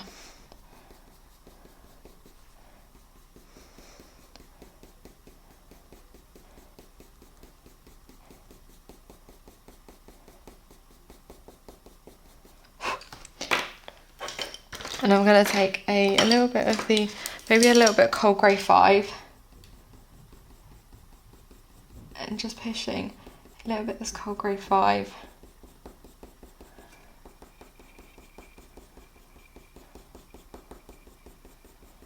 in over the top, and potentially, oh dear, getting caught with my pencils, a little bit of the Payne's grey, just to help add that sort of more blue tone. But I'm just going to press very, very lightly with the Payne's Grey.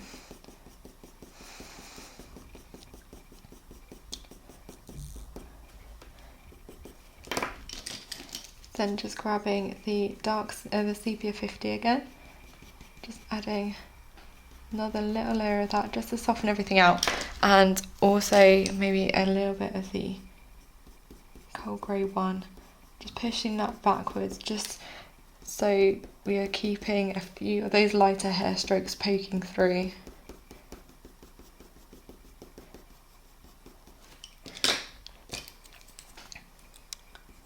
And then going back in with the dark sepia. Now towards this lighter highlight here, it looks like there's a slight block of colour, so we're not going to focus too much on adding too much detail at that point. Just going to... So just continuing with the dark sepia and just layering this in very, very carefully.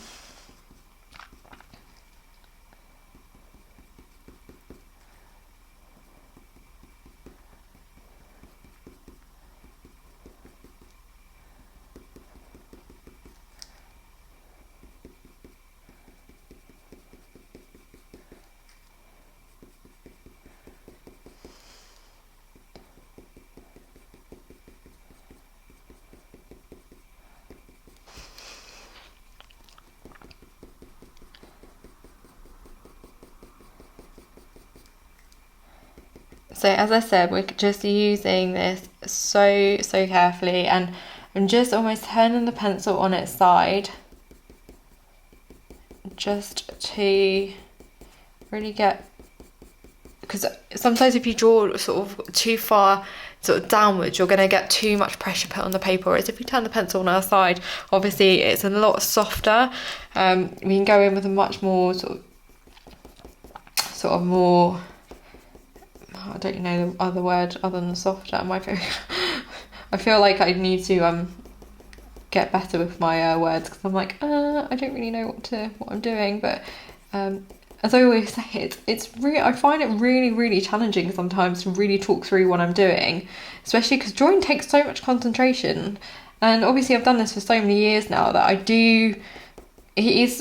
most of it is second nature. But then trying to explain it can be a little bit challenging. So hopefully I'm doing an okay job. But yeah, just trying to teach you everything I know really with all these different sort of techniques and things like that. So just keeping, as I said, my pressures really soft.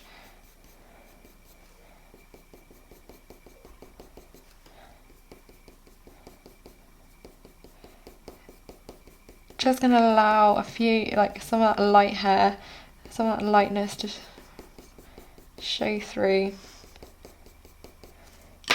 And maybe just taking a little bit more of the Sepia 50.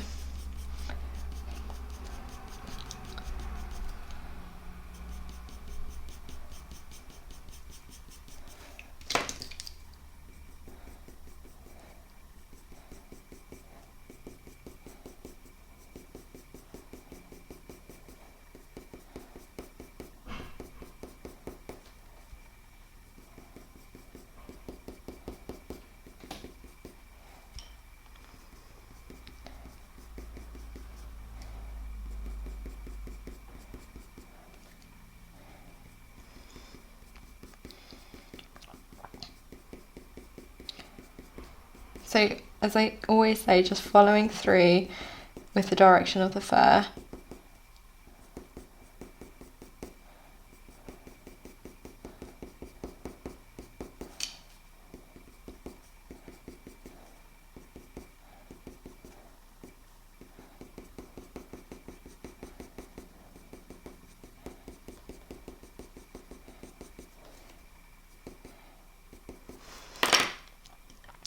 And then as we come towards the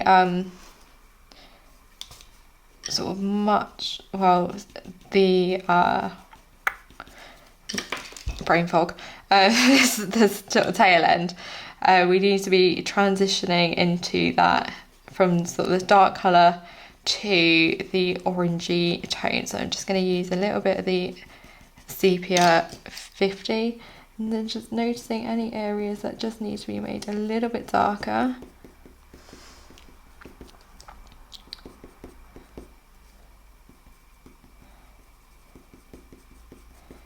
Just adding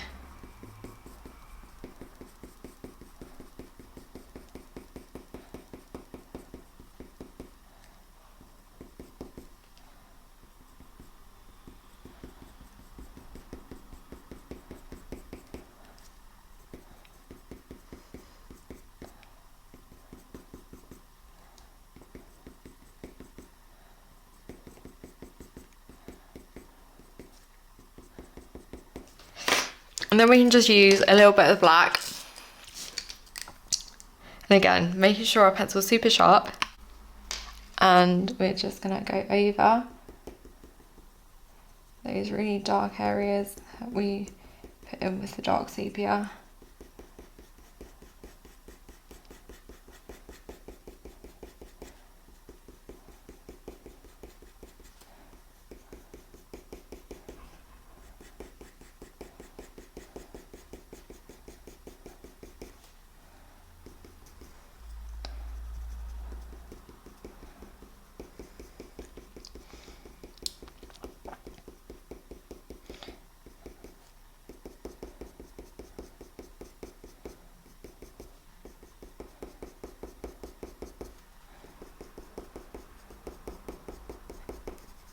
So just paying, as I keep saying, close attention to not only the direction of the fur, but also any sort of areas where it doesn't look like there's an awful lot of detail. So we can sort of block in that colour a little bit more.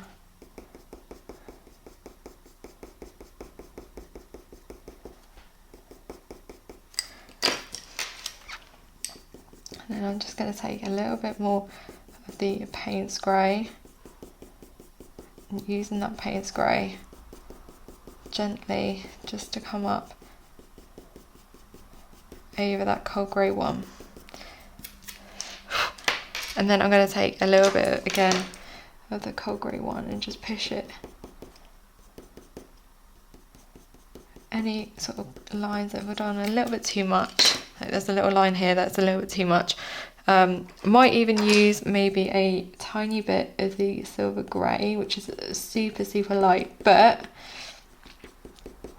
it will just add that pop of sort of light colour just to make this bee pop a little bit more. And obviously, as I always say, using luminance will just soften everything up and just give this little guy a little bit more soft lines.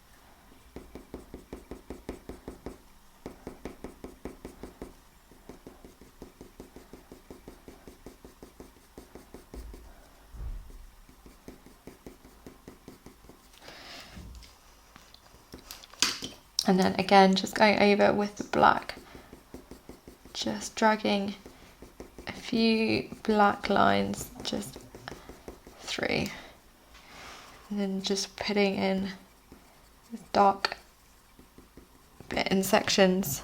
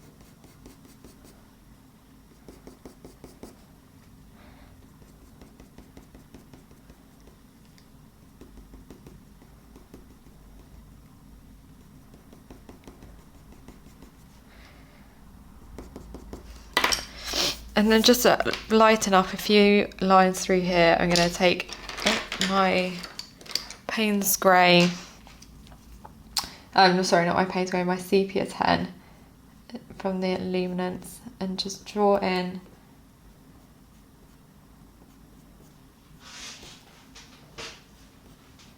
just a few little lines over the top.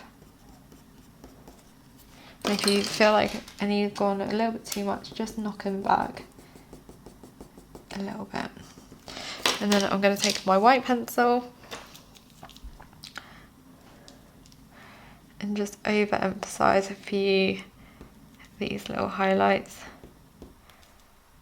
And maybe you can just add a little bit of white just to the top of his fuzz. And to the bottom down here. Just to make him pop a little bit more.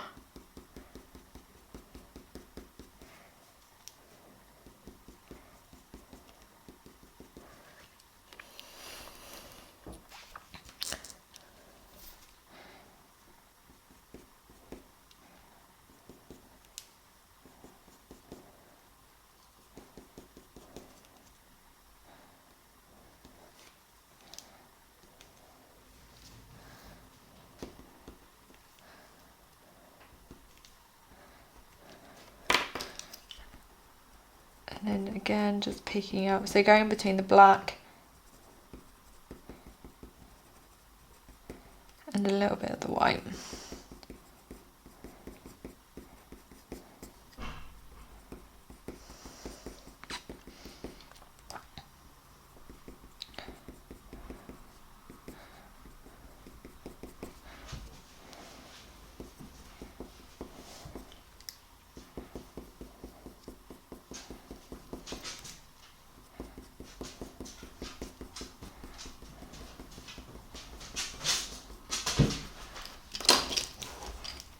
And again, just add in some white in any areas that need just a little bit more highlight.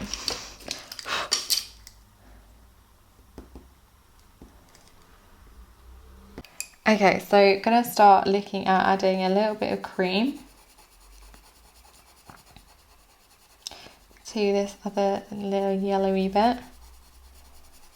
So just putting in a light layer of that. Now, compared to working on the Fabriano, when I say a light pressure, I really mean a light pressure with this. I'm really not pressing hard at all. Just to coat the paper. Just drawing upwards lines just to help give the illusion of a fluff. And then I'm just going to take a little bit of that cadmium, this is the dark, no sorry, this is cadmium yellow. And again, just adding light pressure, just to help give it that more brighter yellow. And then I'm going to take the chrome, the dark chrome yellow,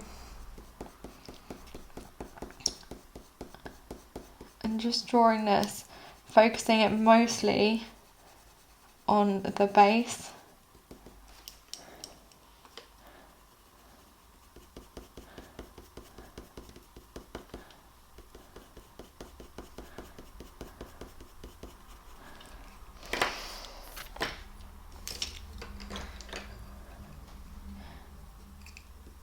And some of that. Then I'm using a little bit of Vista, which is a bit more of like a neutral browny yellow. And then just taking cadmium yellow, again just blending that. I'm gonna just pop in a little bit of the burnt sienna as well, especially down through the base, just to help give it a brighter. I'm really not using an awful lot of that, it's just so it stays in keeping really with the bit that I've done up here. And then I'm going to be using a sharp pencil, a sharp burnt umber. And then I'm just going to draw in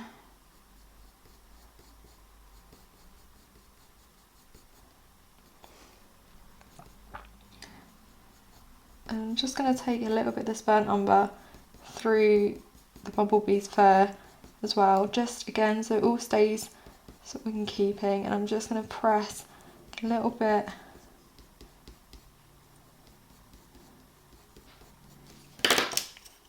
of that through.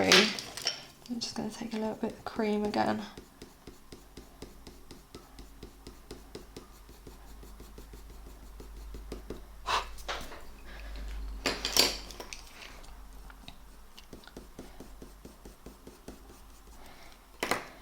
A bit of dark cadmium yellow, and then I'm going to go in with the dark sepia, and we're just going to draw a few hair strokes up.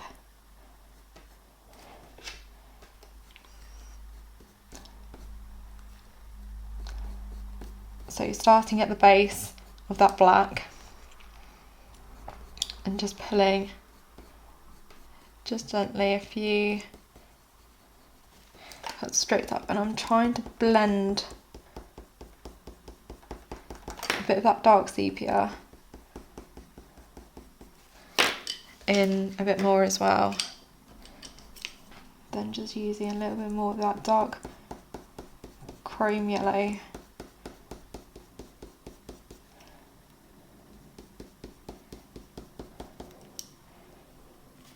And maybe a tiny bit of the burnt ochre, just to help give it a little bit more of that orange.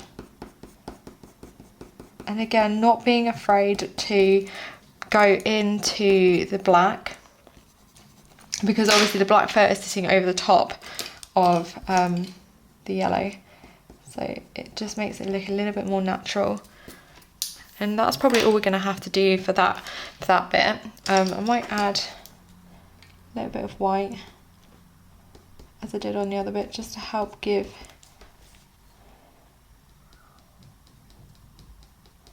it a little bit more highlight.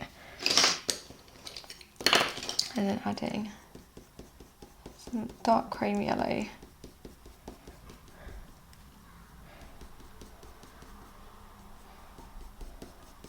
Just to help blend it again.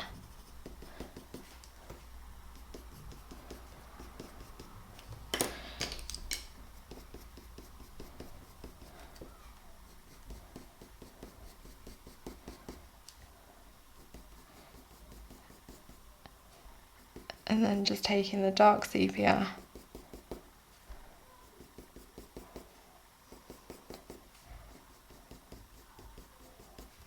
and using that to blend. So we've got a little bit of this yellow showing through, but it's not too much, because in the reference photo it's obvious, but it's a little bit more sort of natural and subtle. And then I'm just taking a little bit more cream just to fluff out the top a little bit more. Then I'm going to use a little bit of the burnt umber and just lightly trace where the line is at the bottom of his little bum. And I think through this base layer through here, I'm going to take the light flesh from the Luminance,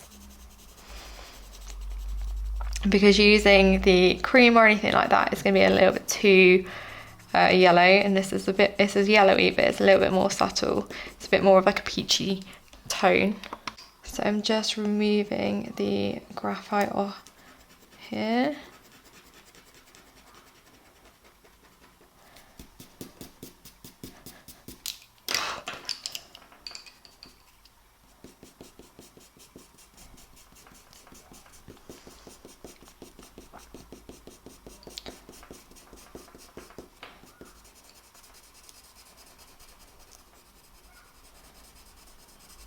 And I'm going to also just use a little bit of the buff titanium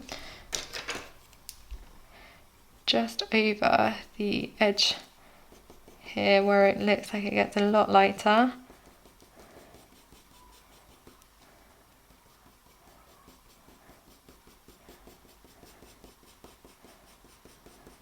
Just keeping that buff titanium going through just to help emphasize a few of those highlights I'll be adding.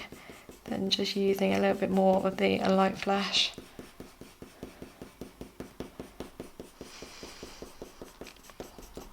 So just remove the rest of that graphite, and then I'm just going to go back in with the light flash.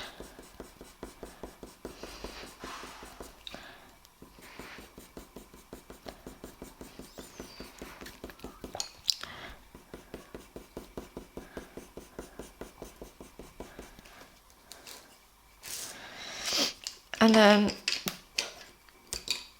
just so I don't lose these legs, I'm just going to put in a little tiny line of the dark sepia. Again, only using very, very, very light pressure, and just mapping out where those sort of dark areas are on that back leg.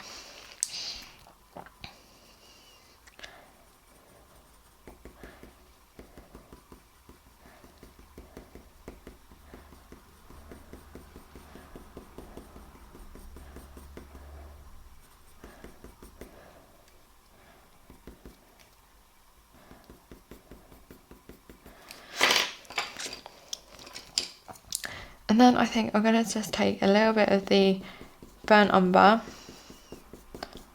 Sorry, this is not the burnt umber, the burnt ochre. And just because obviously his little fuzzy butt has got a more orangey tone than the rest of his body.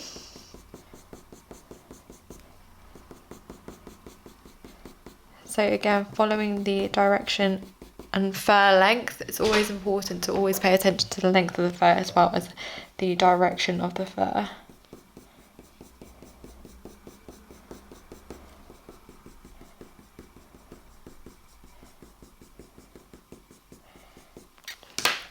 And I think I'm going to add just a little bit of Vista.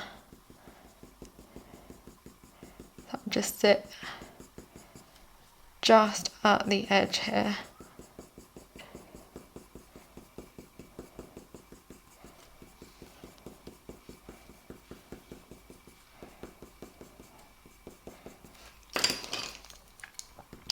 So you can see in the reference photo that there's almost like two lines of fur.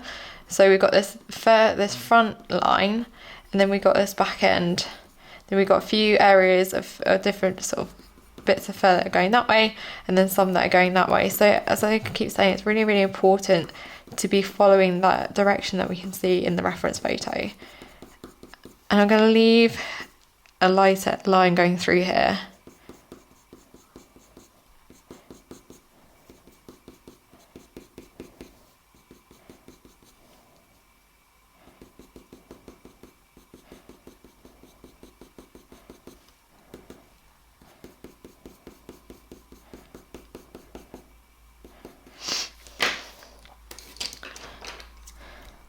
And then we are going to just take a bit of the burnt sienna, or even actually, I'm going to see what a bit of terracotta will look like.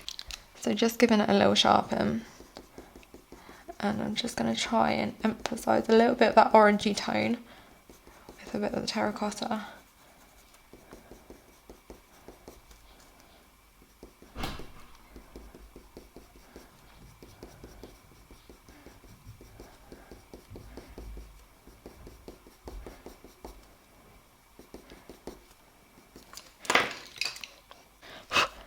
And then I am going to take a little bit of the burnt sienna. Again, be following the fur direction.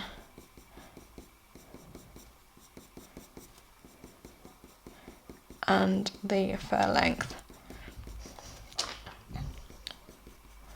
And I'm being careful not to bring this burnt sienna too far out. I want to just concentrate in this darker area that we can see, and also just popping in a little bit just through that, and being careful to try and leave a little bit of that lighter area showing through as well.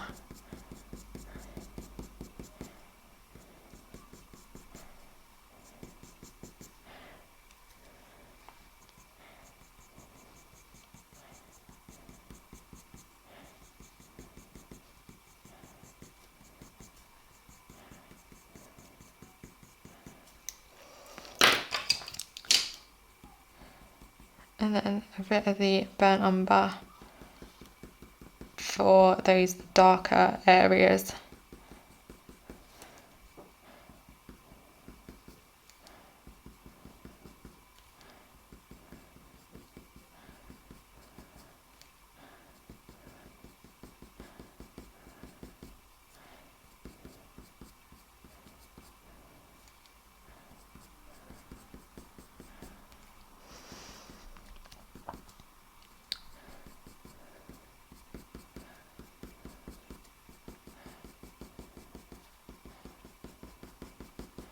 So as always, we're working from dark to light, and then I'm just going to take a little bit of the burnt ochre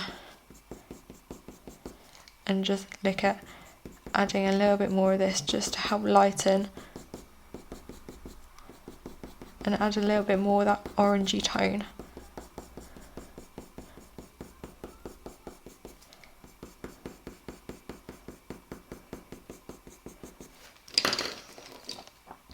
And again, just working a little bit of that terracotta just over where we put that burnt umber, just to help give it, again, just a little bit of that orangey tinge.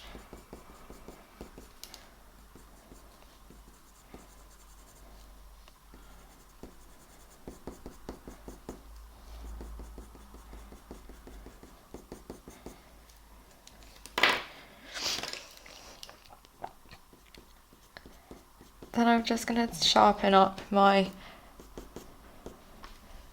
light flash and just use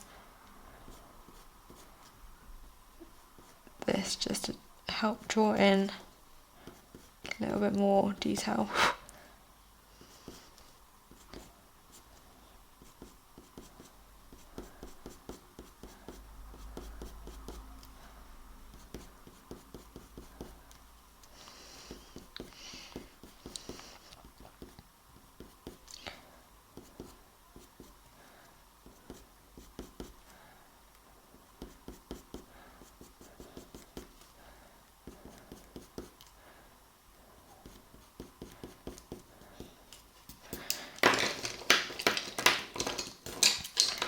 And then adding a tiny bit more of the burnt sienna.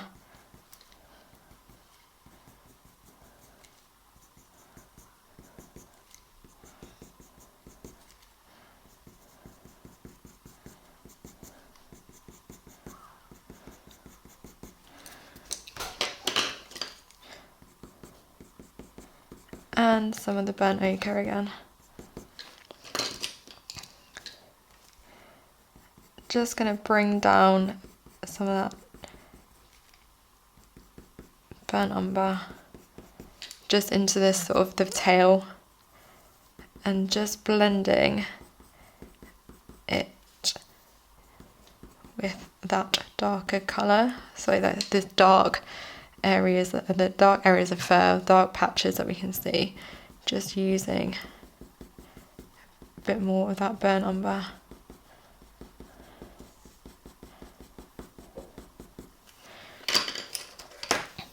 And then so just adding a little bit more of the dark sepia over where I've put that burnt umber, just to help bring out a few of those darker areas. Being careful not to run it too far into the orangey bit, because it just might make it look a little bit muddy. So I'd rather go sort of back in towards the darker section rather than bring it too far out this way.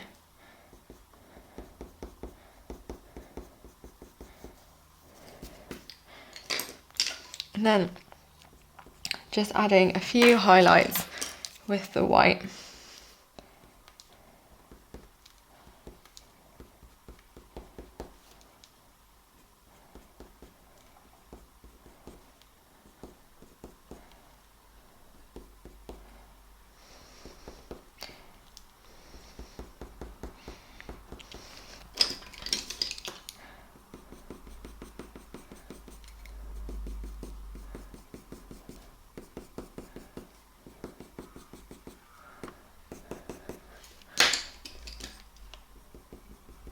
and then going back in. So just using a mixture of these colours, I'm just going to take a little bit of terracotta and just push that a little bit over where I put that dark sepia, just to help blend it a little bit. And then again, just using a little bit of the light flash, just blending that in again.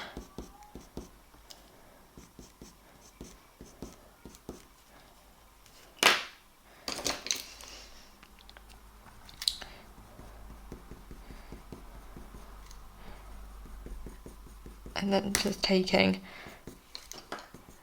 a little bit more of that burnt sienna, just to add a little bit more of that orangey tone, that sort of reddy tone, then blending it out with some burnt ochre, and softening it all out.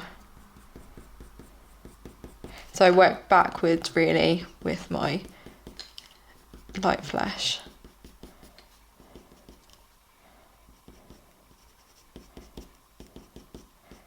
And in case anyone is actually wondering what this paper is like with the slice tool, because that is proving to be quite a staple part of my teaching these days, I don't actually know. Let's try. So obviously there's a few stray hairs and I've used a lot of luminance. So let's just see whether it doesn't lift it massively well, to be honest. It does lift a little bit, but it's not doing, it's not really sort of dragging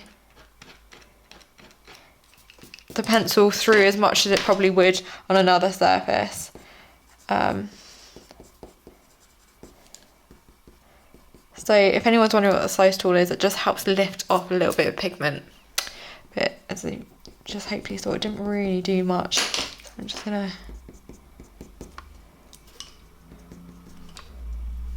pop in a little bit more of that burnt sienna, and then around the edge here just a tiny bit of the Bista, just to help just tone everything down a little bit. And then we can just add a few little highlights with the white, just making sure our white is super sharp. So I'm just gonna put it in my pencil extender because mine was getting a little bit short. And then I'm just gonna make sure it's just coming through on the sharpest point of that pencil. And just adding just some light hair strokes.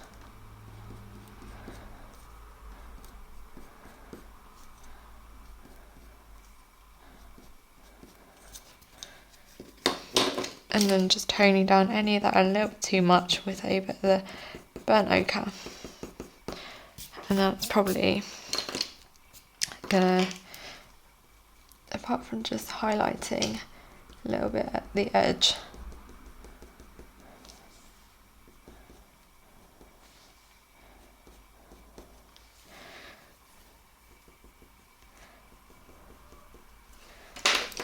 then going in maybe with a little bit of the light flash,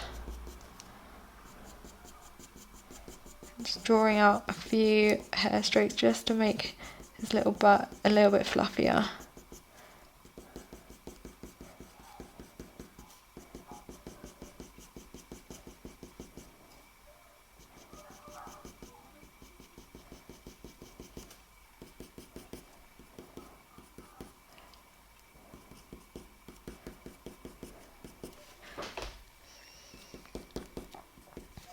And just adding a little bit of the Bista just down here, and then onto his tail we're just going to go in with a bit of the burnt umber, pushing a little bit of that burnt umber into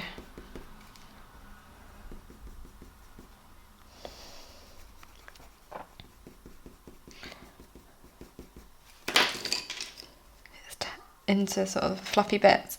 And then just taking some of the dark sepia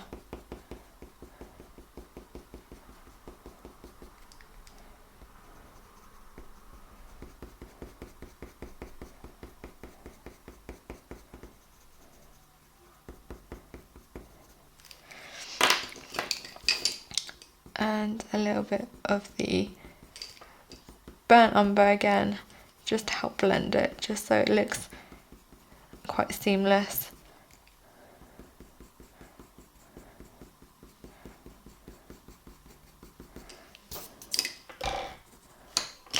And then pushing again a little bit of that that dark sepia just up and through.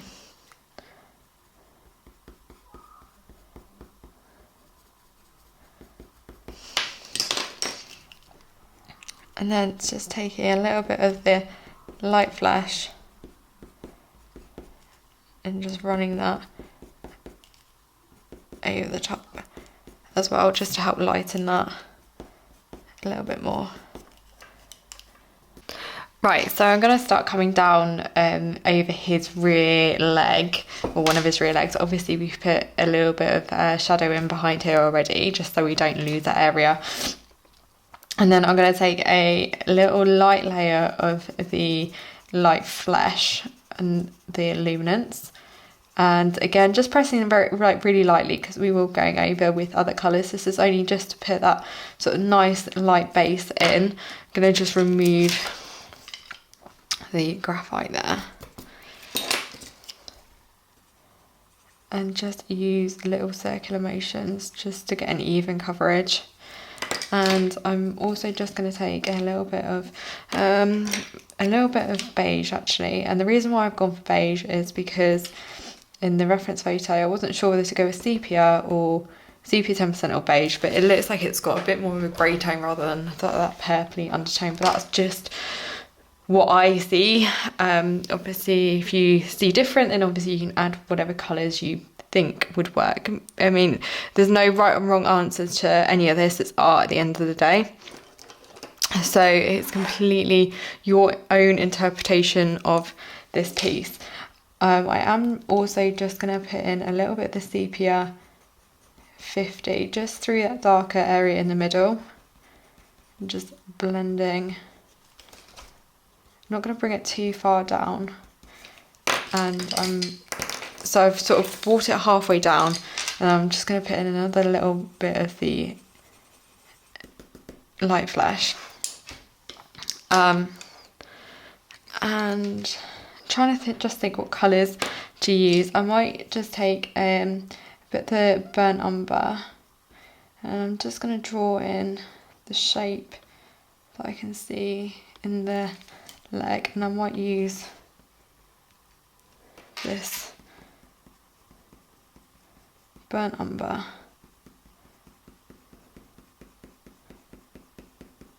just to, I'm not going to go too far into this sort of yellow or the light flash, just going to work it in here. And then obviously I can go over this darker area in the middle with the dark sepia and really pull that out, but I want to focus on adding a little bit more colour through the more yellowy tones of the leg. Now you can see in the reference photo it's got a bit more of an orangey tone than what the light flesh was initially, so I'm going to just use a bit of the burnt umber, not burnt umber, sorry, burnt ochre, and then again just going back in with a little bit more of the burnt umber, so to get that nice sort of brown tone. I'm just going to use tiny little pencil strokes just to blend out where those darker areas are going to be. This is almost like our mid-tone. We're just putting in little bits of detail. Obviously you want some of that yellow, that light flesh to be showing through, so we don't want to go over it too much. Just want to add enough depth though.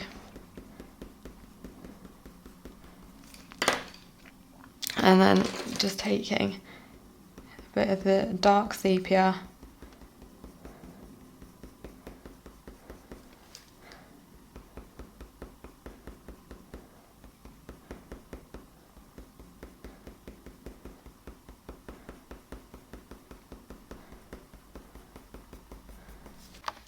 Okay, so just taking a very sharp dark sepia, and I'm just running this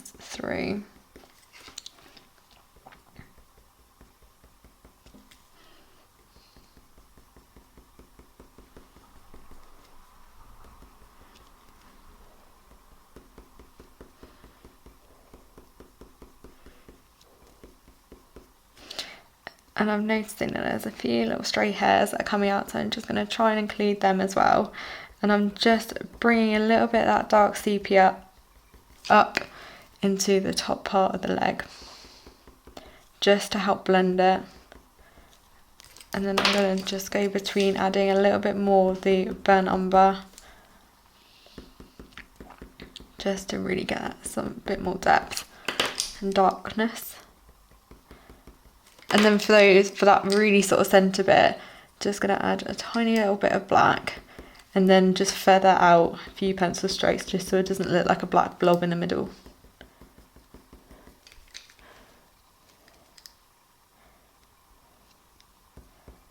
And then just coming down.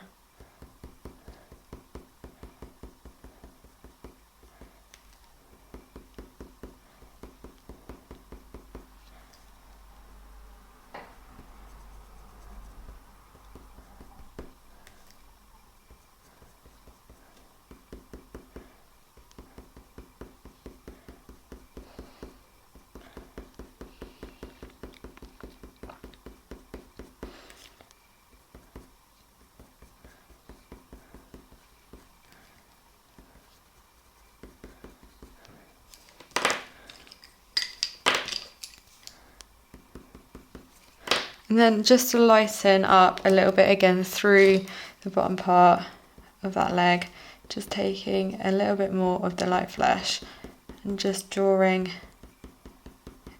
in a few little pencil strokes, and then just blending them out a little bit more with some of that burnt umber.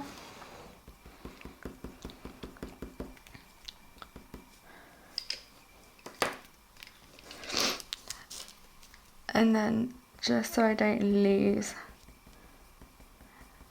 where I am, just gonna very, very carefully just mark out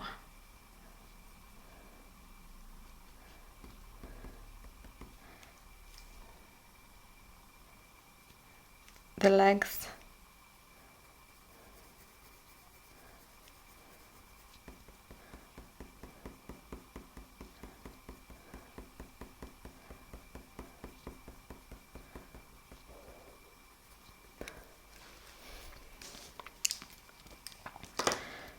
And this is all going to be about just making sure that our pencils are sharp enough. I'm going to put a little bit through of the light flesh, and then I'm going to just really make sure this is sharp, and then remove the graphite and then draw it in with the light flesh initially, and then go over it with some other colours. But obviously this is slightly out of focus, so I might draw it in focus, I might draw it out of focus, because it would be obviously easier to draw in focus, especially when we're working against a coloured background. If we're working on white, it would be very easy just to put a very light pressure and sort of feather out a little bit, but it might look a little bit odd on this background. So we'll just play it by ear at the moment. So as I said, just going to remove that bit of graphite.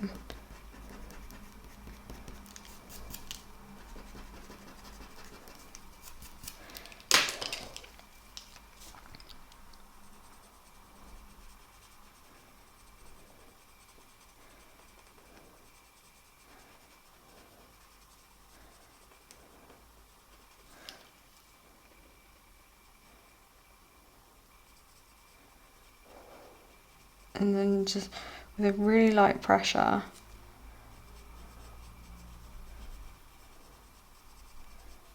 just drawing in.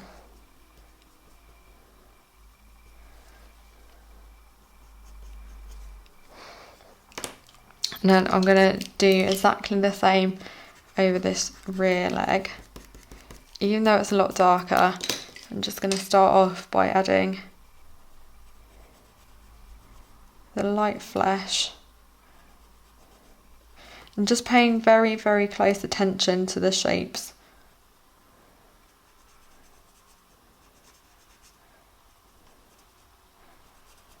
So you're just almost tracing over the top. So that's pretty much the shape of the leg that I can see in the reference photo. And then I'm going to just take my burnt ochre, make sure it is nice and sharp,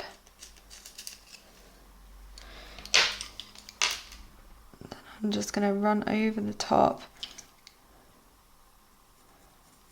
of that light flesh very gently, just to tone it to be a little bit more of that orangey tone that I'm after.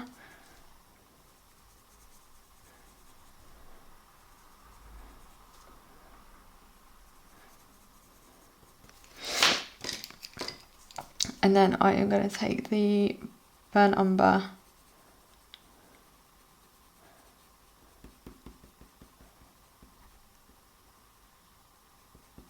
and just go over the top again. Not pressing hard at all, and I'm paying close attention to where there is some lightness through the leg. And just trying to leave that in so it shows through, so I'm not going over it with my pencil.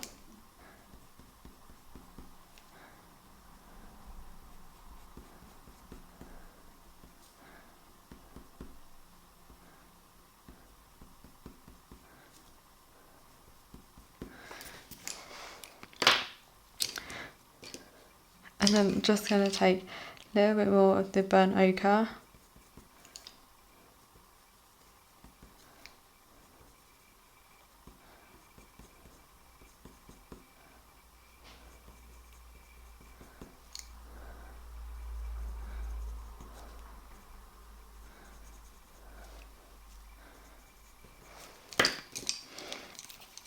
And maybe a tiny bit of the burnt sienna as well. Just again help to add a little bit more richness.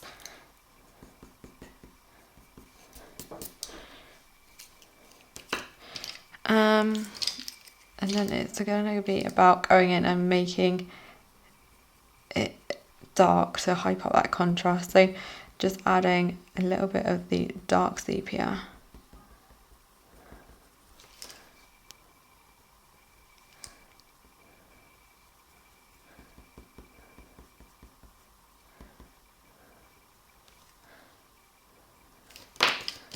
And then flipping back between the dark sepia and the burnt umber, and I'm just going to work on this back leg. Oh, sorry, the leg that's slightly in front. Being really careful to leave some of that light flesh showing through. So if you go and do a little bit too much, just try and go back over it and lighten it again with some more of the light flesh. And then we can just add a little bit of burnt ochre.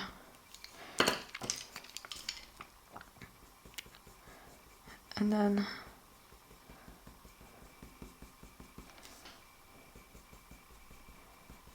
just going over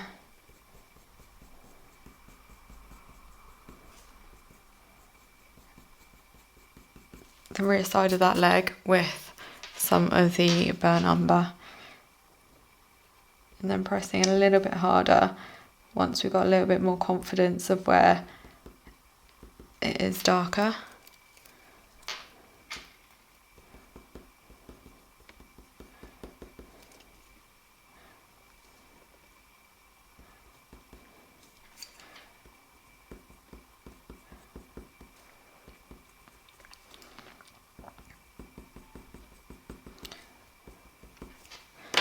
And then again, just grabbing my dark sepia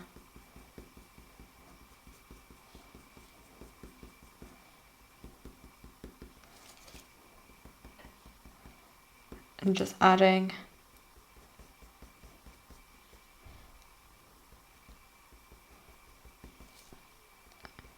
a little bit of this. And that's probably going to be how I leave that back leg. I might add a little bit of white, so that you can see that there is a little highlight or two.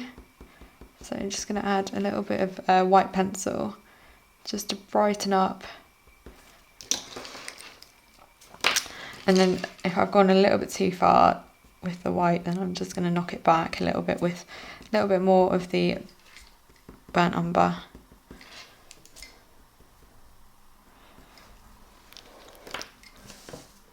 It's just about adding little bits of detail so it looks like the leg there, you know, there are legs there, and it's not just a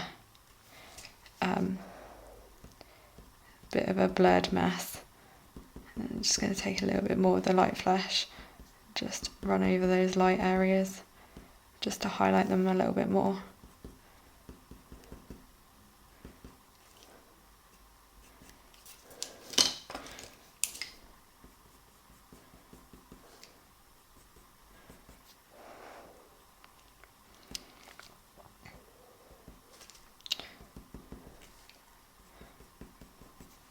Then we're going to follow exactly the same like procedure as we did on the back leg. Well, this is like the middle leg. Well, they've got two middle legs. I don't know, this leg anyway, the second to the back. So we're going in with some light flash, just at the bottom half and dragging it up on both sides slightly. And then I am going to take a little bit of beige, just down those edges, down the each side, and a little bit of sepia 50 in the middle.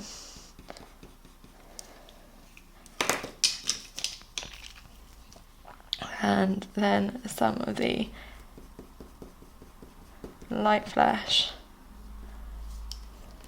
And gonna remove the graphite on the rear, on the hang on, let me get my words straight. Right, this is the rear leg. This is the one that's sort of further behind, so it's the dark one. So the one that's in front, we're gonna obviously, we can see the detail on it, so we are gonna just use the light flash.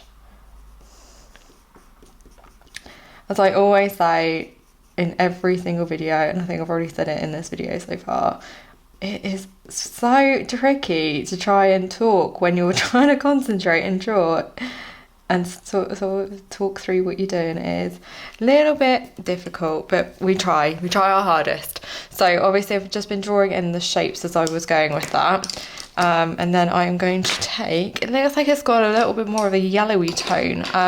Might use a tiny bit of the dark chrome yellow. Is that going to be a alright colour? Maybe, it's not too bad.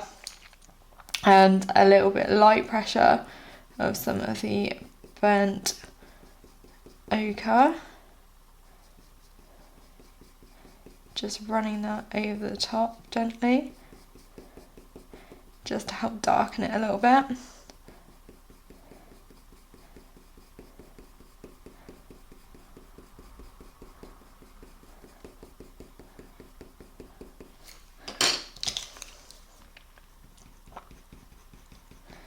And then going in with the burnt umber. So I'm just gonna gently just draw in some of the detail, the darker details that we can see. So I'm just following it with the shapes. So you've got each of these little legs have got sort of little, like almost prongs that come out. So I'm just going to try and trace in some of that detail, making sure that I'm leaving out some of that light flash so it shows through a little bit. And obviously we've got this little bit of the letter that's got this rear leg behind. So, oh dear.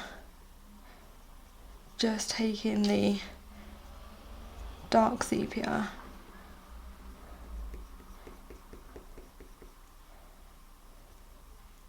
Just going to give it another sharpen. So now I've given it a sharpen, I am just going to go over the top of where I can see the sort of that behind leg, and I'm just drawing in the shapes that I can see, just going in really lightly.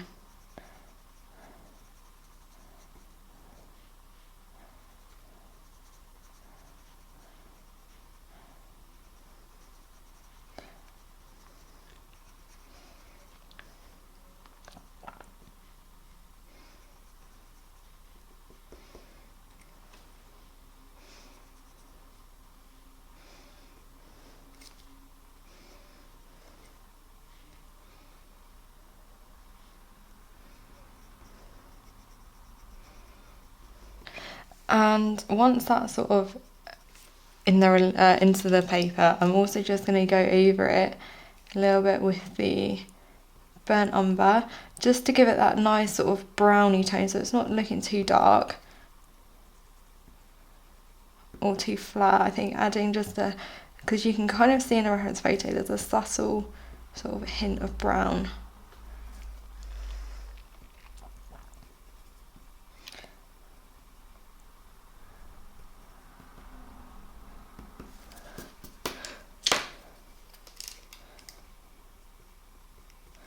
And then I'm gonna just draw over the top through any of those darker areas. I'm just gonna put in a little bit of the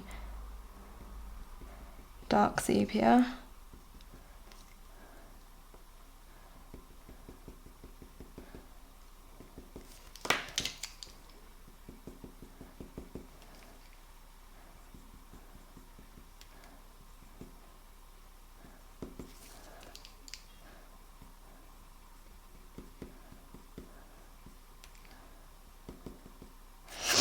And then I'm also just going to take a hint of the white and just highlight a few of those lighter areas, just so they stand out a little bit more. You see there's a tiny bit of shine on that, on the foot as well. So it's just, I mean, we can go in maybe with a bit of the gouache. Let's just use gouache. So how do you guys pronounce it? I don't know what this is. Let's just clean that brush because it's a bit blank.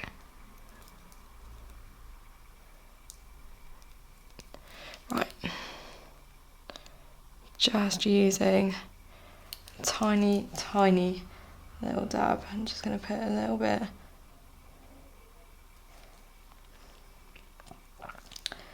Obviously, as I keep saying, like, this bit is completely optional.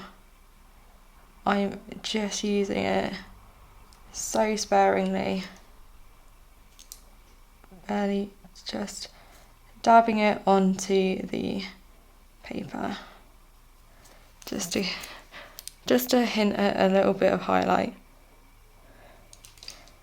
I'm just going to put a little blob. That's a little bit too much, but it's fine. And then a little bit more on.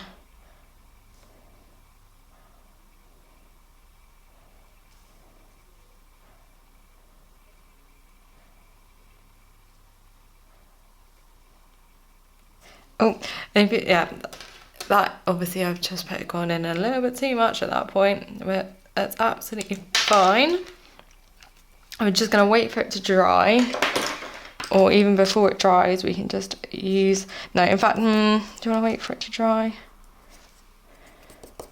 Yeah, let's just, it dries so quick, and I'm just going to tint this bit of the gouache with a bit of sky blue and then just go over it.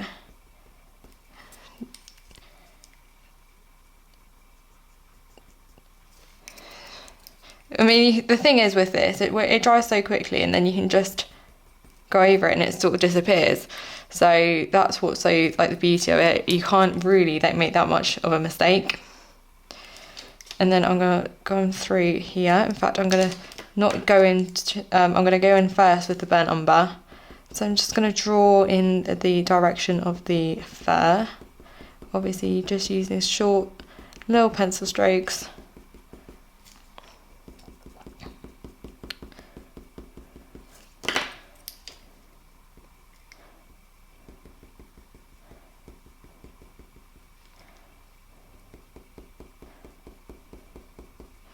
And then focusing a little bit more of that colour and depth just in the centre bit up here, and obviously you can go in with black as well, just to really push some of that depth through. And then I'm going to take a little bit of light flesh, just highlight it out a little bit, and then go back in with some of the burnt umber just to create a bit more structure.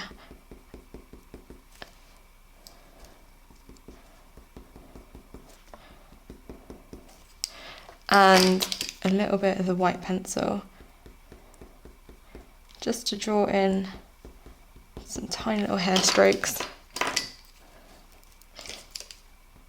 And just using this burnt umber just to create that brown tone again.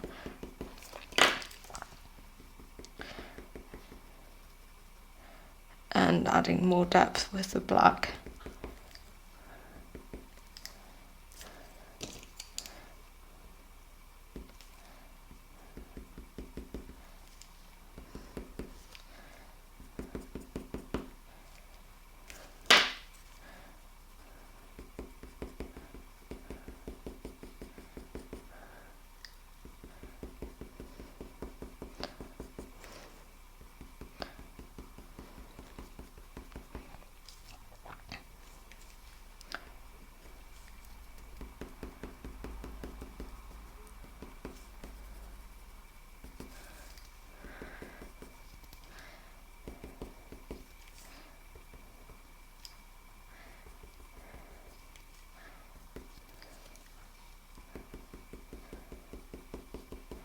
Just using little pencil strokes of that black just to fuzz out the leg a little bit as well.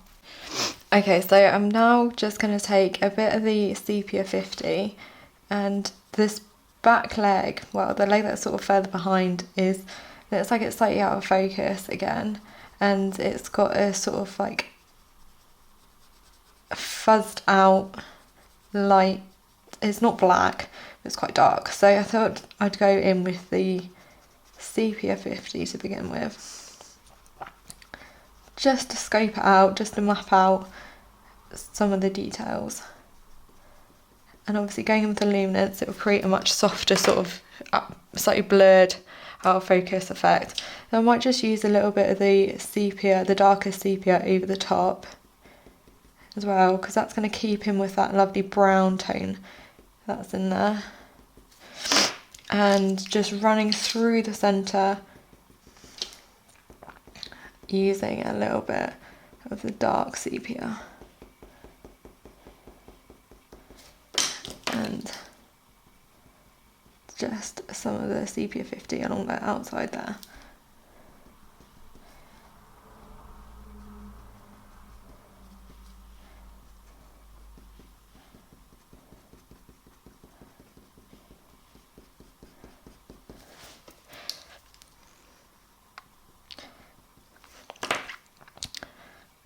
And then exactly the same protocol for this front leg. So we will start off with a little bit of the light flesh, running that straight down the centre, and maybe a little bit of beige on each side. It's a bit hit and miss about what colours to use for those sort of lighter grey bits. Might even pop a little bit of white in because there's a little highlight going through there as well. So obviously adding the lightest colours in first, and then removing the graphite so it doesn't show through. And then I think I'm just going to carry on, just add a little bit more of that light flesh just to pop in some of those details.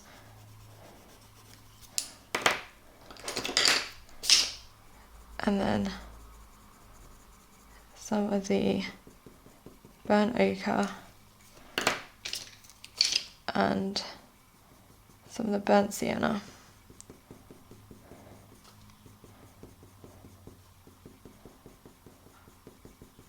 So just adding some of that that reddy brown tone with the burnt sienna.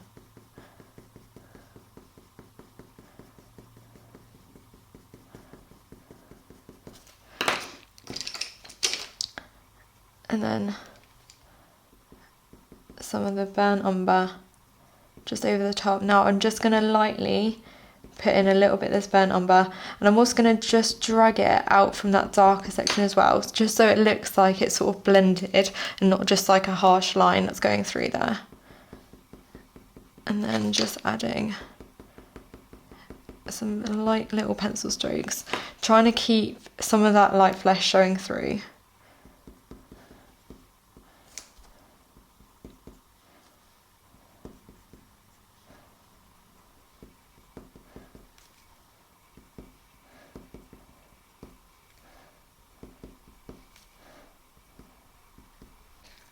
And I'm just going to pop in a little bit of white.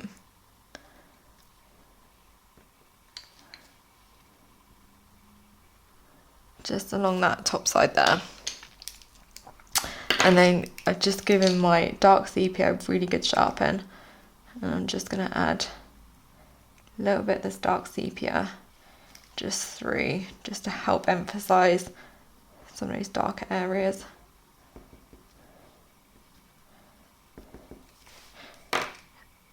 And then I'm just taking the light flesh, just giving it a good sharpen. And then I'm just going to run a little bit of this light flesh just through those lighter areas that we can see, just to help show that leg slightly in front. And then just blending and adding. In fact, I might just put a little bit of black.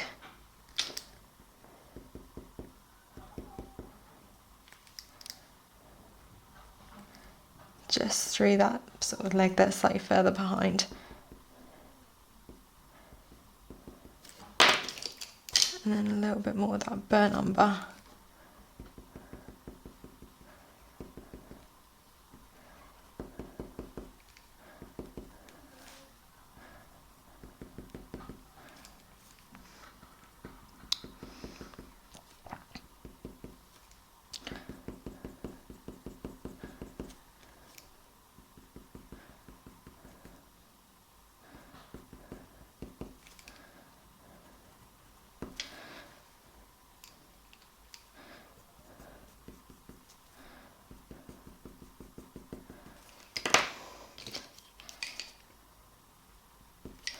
And then just picking out that light flesh again.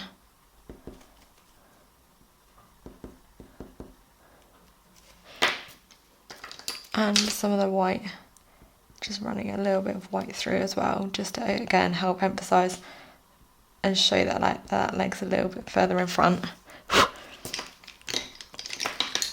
And adding a little bit more black to that behind leg. And then running that black into the body, just so it blends.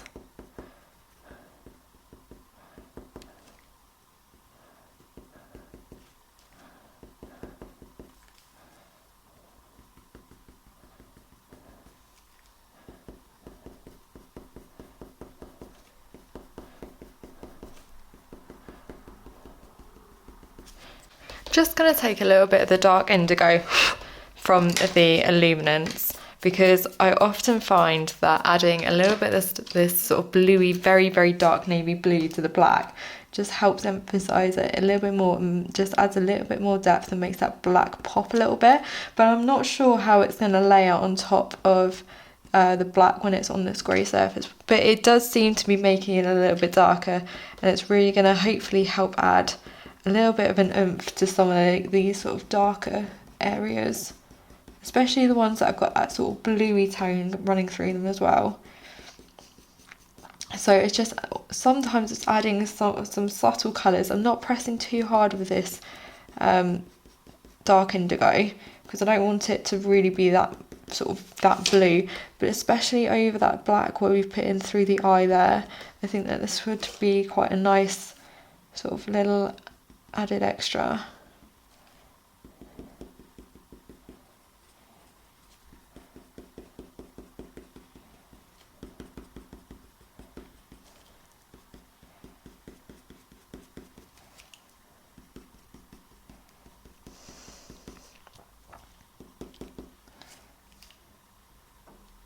Just popping it through any areas that are a lot darker, just to help add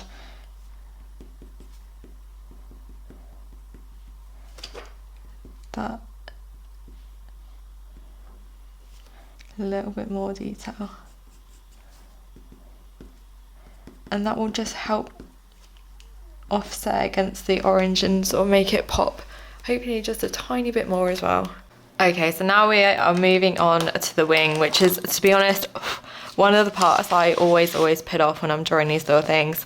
And I think it's going to be what's going to make it even harder is the fact that obviously it's on grey paper, and I've never tried to draw anything like this before on grey paper, so we're going to give it a go and learn together as we go. So I think I'm going to start off by removing the top part of the graphite and focusing on adding the highlights in first. As always with coloured pencils, we want to be adding in the lightest shades first. I'm not going to go straight in with white.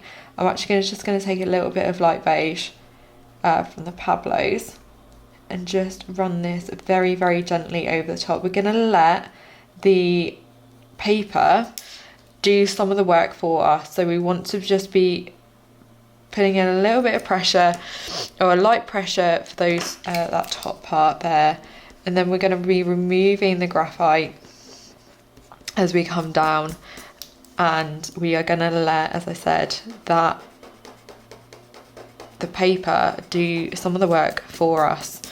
So I'm going to use a little bit of the raw umber, 10%, and again just putting in a very light pressure, just bringing it up to where that line was. And I can't emphasize what a light pressure, you can probably hear it, I'm barely touching the paper.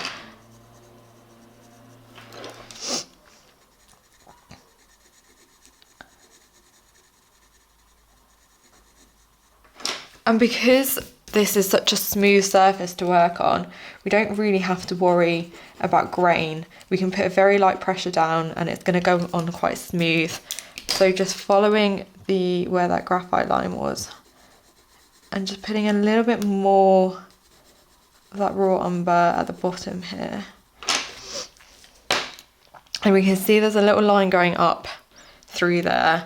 So I might use a little bit of, I'm trying to think what colour, maybe a little bit of the sepia 50, that sort of neutrally, don't want to go in with anything too grey.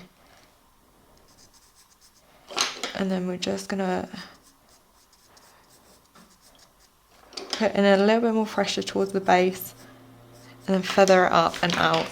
And then we could always go in over the top with a little bit more of the raw umber, 10%.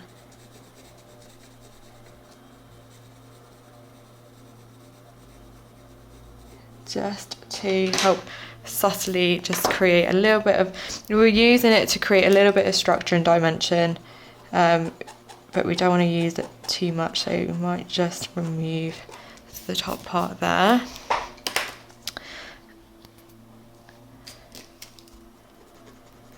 And just removing the graphite, and I think I'm going to take a little bit of the a little bit of white. I am gonna go in with white, and the thing is, it looks like in the reference photo, it looks like there is it's like a blue tone, but that's because the background is blue.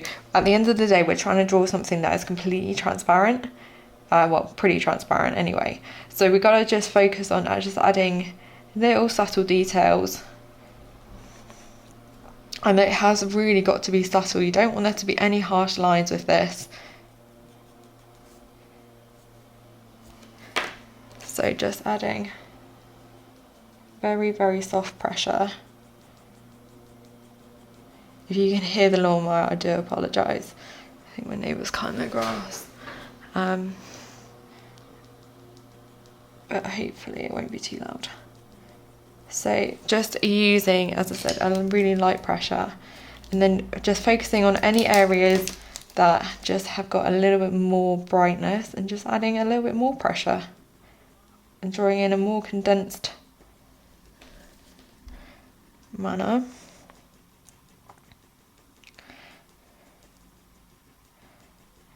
And we might just go in and use a little bit of the buff titanium as well, just to create a little bit of dimension and difference in the shade.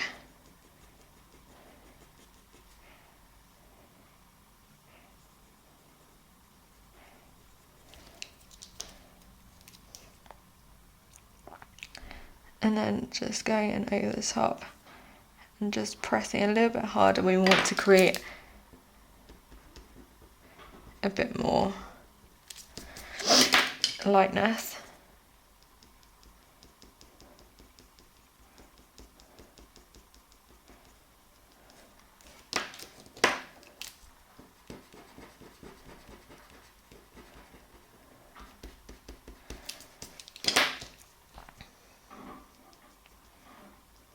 then going in with the white and just mixing the two together. And as I keep saying, using the using the colour of the paper to help just create a little bit more, well, just using the colour of the paper really.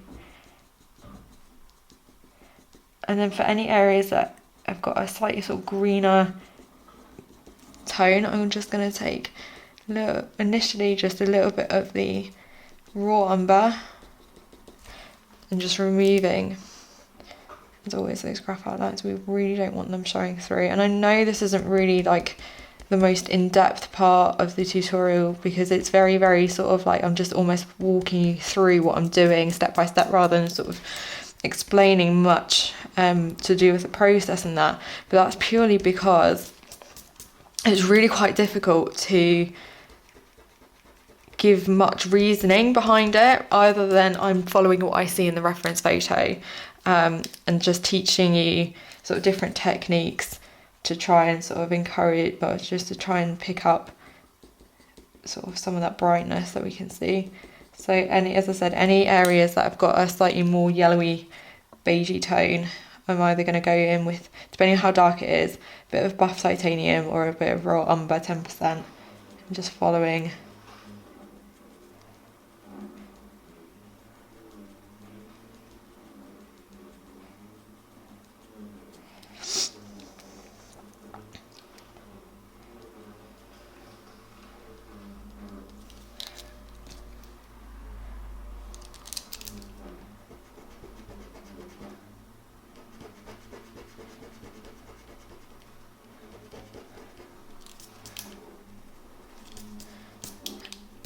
Just hopefully you'll be able to see soon that I really am just letting the paper do what it needs to do and using that as a colour, just using very, very subtle pressures over the top with some buff titanium, tiny little pencil movements, and just paying attention to any different shapes I can see in the reference photo for the highlights.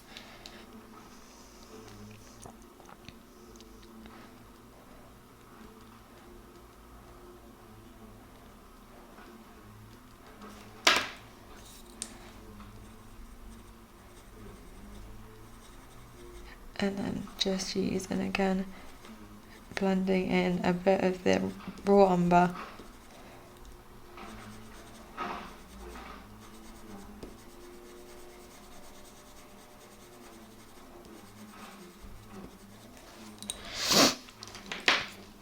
And I'm actually going to take a little bit of the burnt umber and just subtly draw in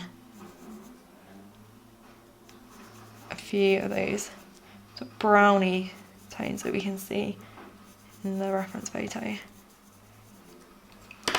And then I might just blend out with a bit of the raw umber 50. Don't want to press too hard with this. Just adding a tiny bit more depth and building it up ever so gradually and gently so we don't go overboard and go into too dark too quick.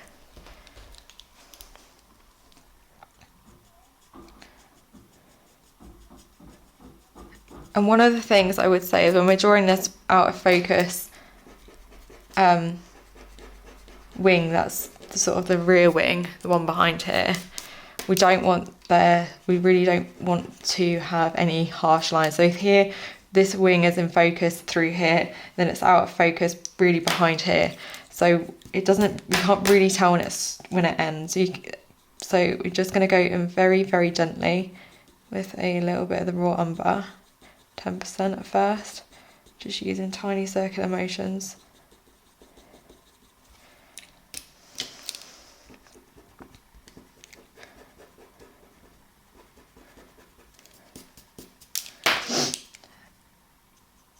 And then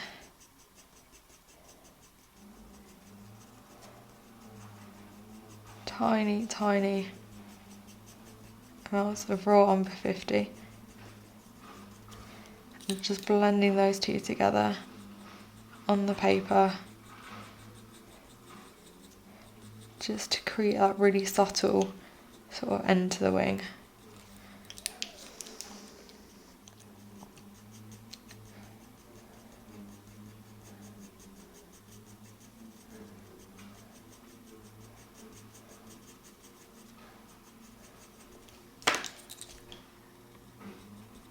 And then any areas that are lighter, obviously going in with the raw umber 10%, and then some of the buff titanium.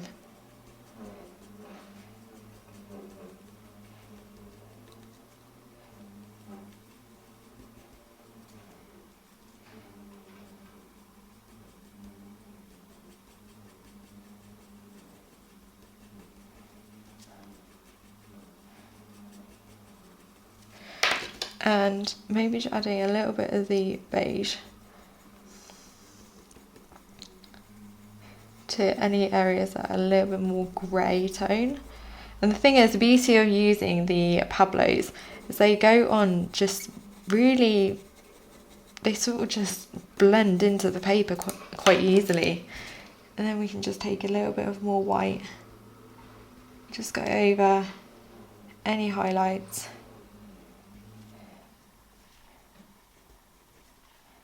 So, and then I'll go over lastly with some darker colours if I need to. That's only if I need to, because I might be able to pull out enough highlights with the white pencil.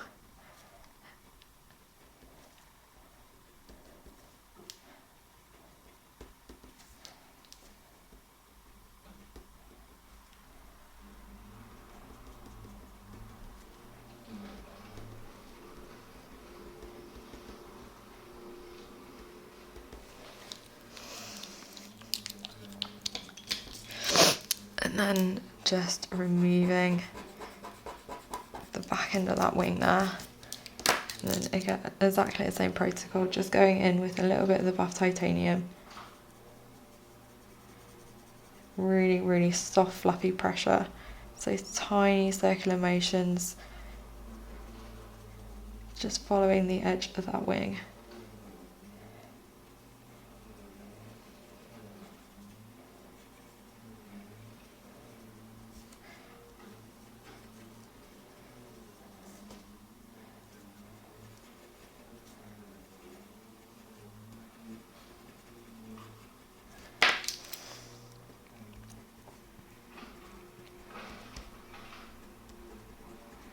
Then just removing the graphite.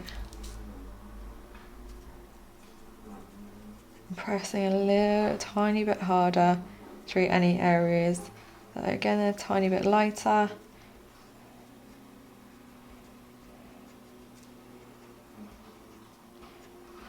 And as I keep saying, it's just literally about just drawing in some of the shapes and leaving out just a few of these detail lines. Now you can just add in a few little of those bluey veins with maybe a little bit of the cold grey for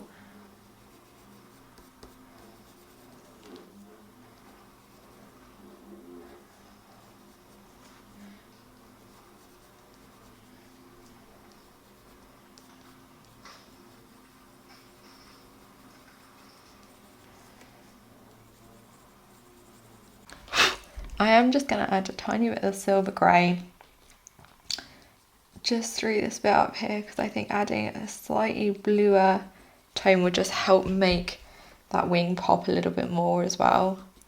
Just adding these subtle little colours that are just going to make a little bit of a difference.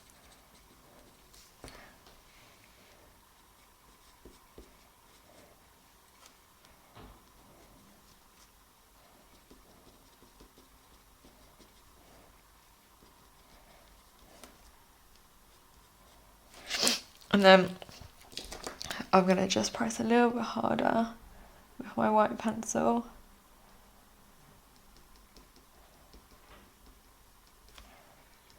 Just over the top of that wing there.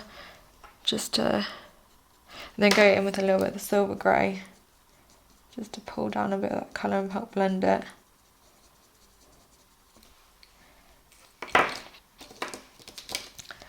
And then using some buff titanium.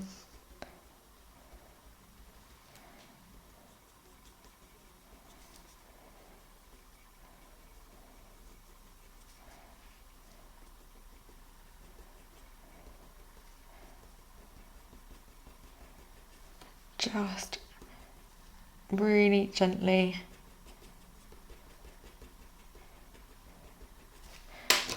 and then obviously removing the graphite.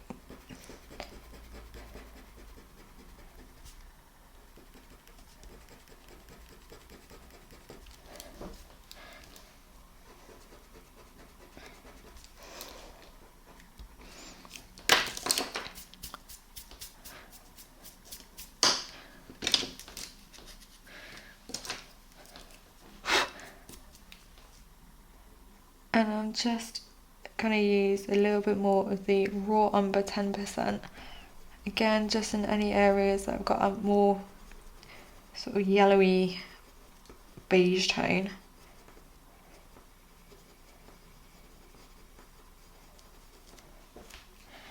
And then adding just more white. You can see that this there's like two wings, so you've got one that sort of comes through if you look carefully, and then one that's sort of sitting behind. So I'm just going to add a little bit more of the white, so the wing that sort of sat just gently, and then just slightly in front, just to help it pop a little bit more, and just to show that it is in front.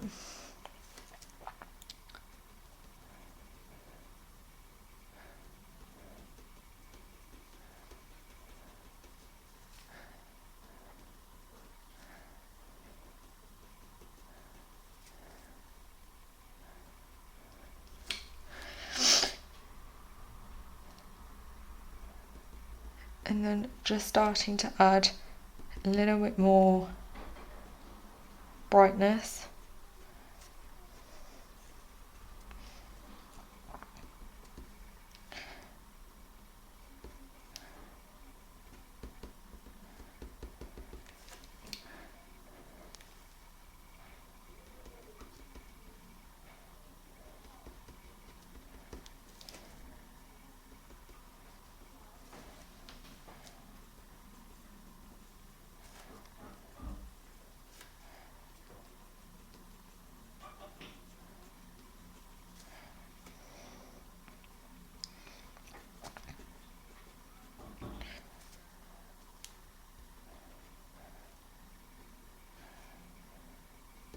I think I'm actually just going to go against what the reference photo shows and just add a little bit of lightness just through over the top of the wing here, and just add a little bit more sort of brightness through this part, just to show, because I feel like this would just help show a little bit more structure to the wing. Just adding.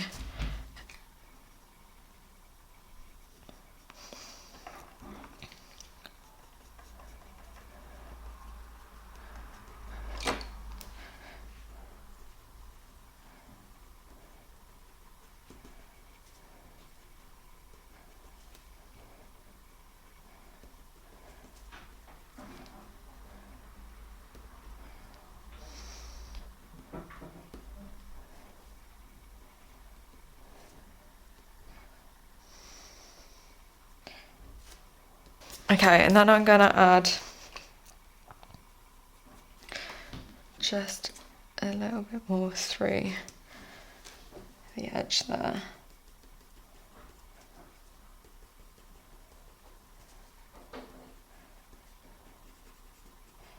And a little bit more white through the base.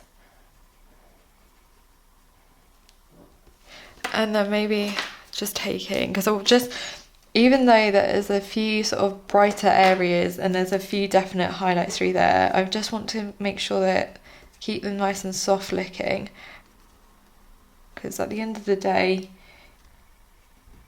he is a flying little bee and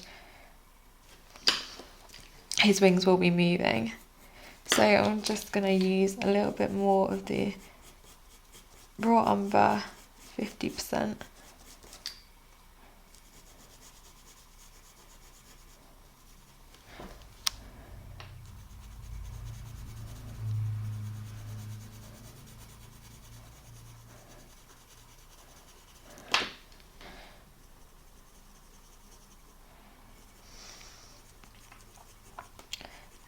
I'm just going to add some of that raw umber and a little bit of the silver grey as well.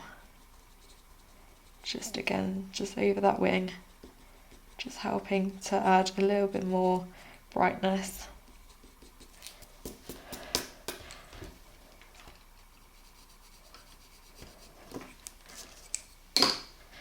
And I feel like maybe I just need to subtly just make this line a little bit thicker, just so it's not just a harsh line. And I also just need to take the dark sepia and just add a few little hair strokes.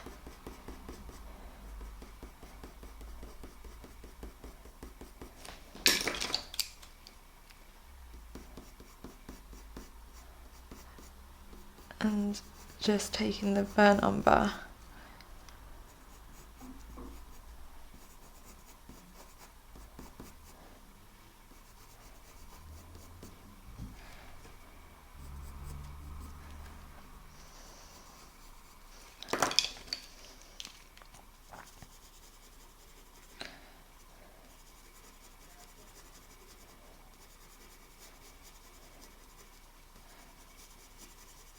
and then some of that raw umber, and again just adding a little bit more structure to that wing.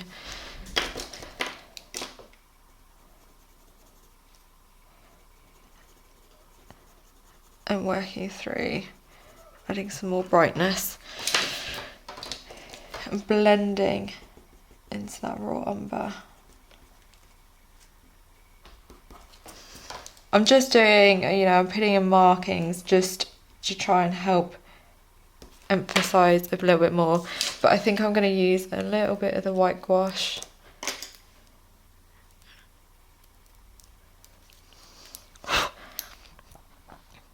Just to really emphasize some of those highlights.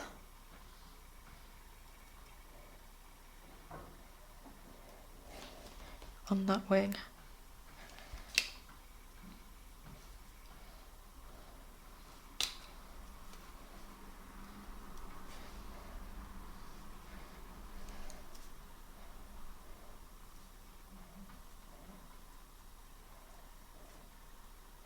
As I said before, it doesn't matter if you put in a little bit too much. I think actually, by the way, I think I ordered this off Amazon, this paint. I'm just using the, oh no, I would have listed in the materials, but I'm just using the Winsor & Newton and permanent white.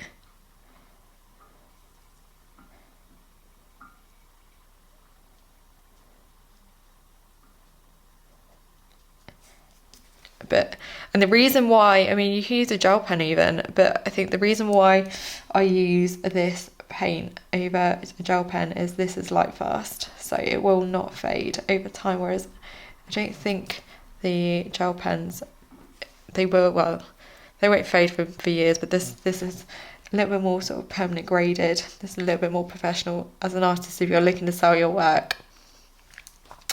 Obviously you want to be guaranteeing the lifespan of the piece, and all the pencils we use in these masterclasses are professional grade, so they've got a high level of light fast.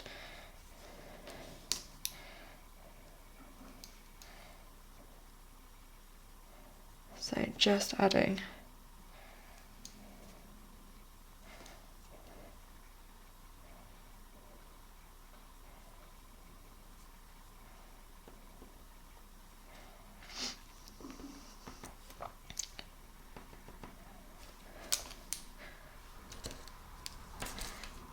in fact, I'm just going to pop in a little bit more on that top wing there.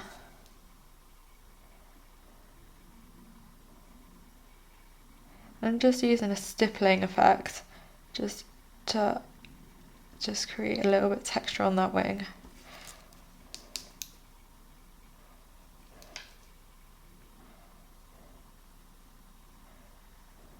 I'm not putting down a lot of paint, and if I do put down too much, like that bit's a little bit too much, I'll just knock it back a little bit with a darker colour.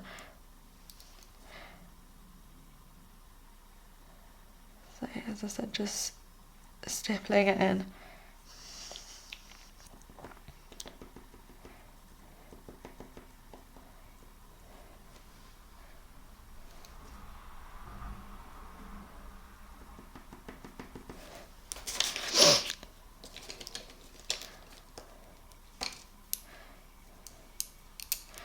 Then because that is now a lot lighter and whiter, I'm going to be able just to go in with the area that's the wing that's behind and just push a little bit of more white through this, just to really help bring it out a little bit more. I'm going to see what a difference, if it makes any difference at all, by using a different white. I will use the white from the museum white from Caran d'Ache. I'm going to give it a sharpen actually. So make sure it's nice and sharp. Then I'm just going to work through any of those brighter highlights.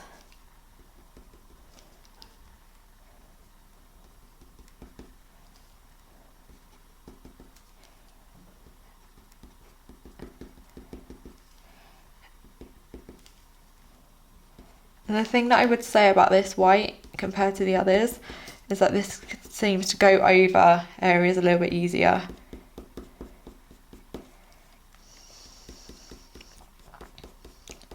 So I'm just adding a little bit more highlight through that wing there, over the top of the raw umber.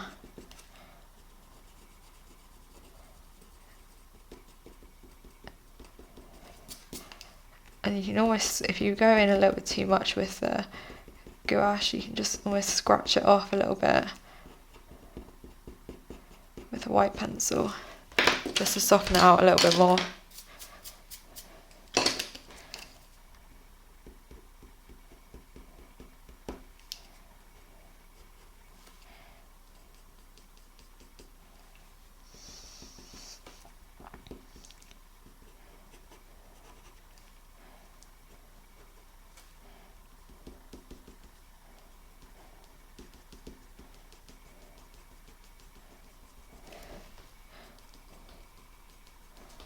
Adding a few more highlights.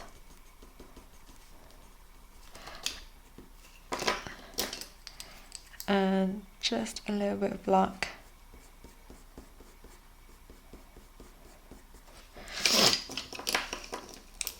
On the base of that wing there, and then blending it out with a little bit of sepia. It's just a sepia 50.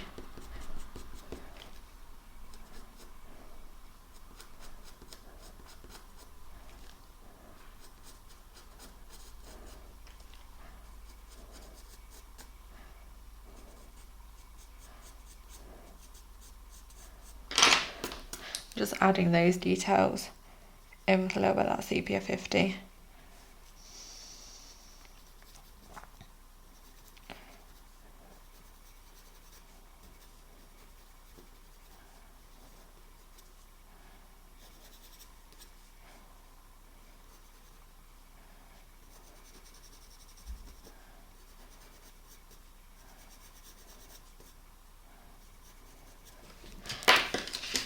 And that is probably going to be where I leave this little guy. Let's just zoom you out and I can show you what he looks like. In fact, I don't know, I'm just going to blend that line out just so it's a little bit more even through the back half of that wing.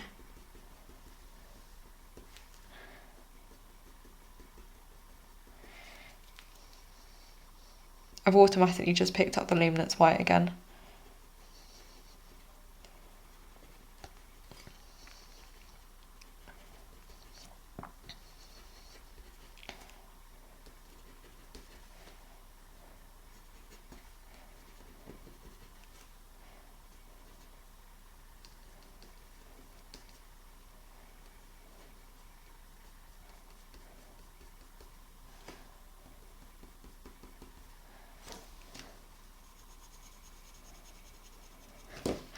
Okay, so just going to zoom you out and we're going to just check it over. Oh, wrong way. So this is our little guy, this is our bee. Again, I can go backwards and forwards working in any areas that I'm not really that, not happy with, but So, or any bit areas that need to be a little bit softer. So I'm just going to work through the top end or bottom half of this wing a little bit more. And I'm going to zoom up my reference photo as well, and I'm just going to add a little bit of the museum white just into the top part of the yellow.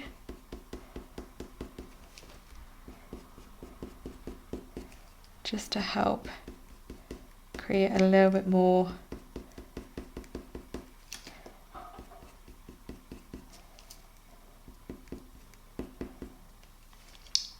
highlight. And again, just bringing down or bringing through a little bit more of that white pencil.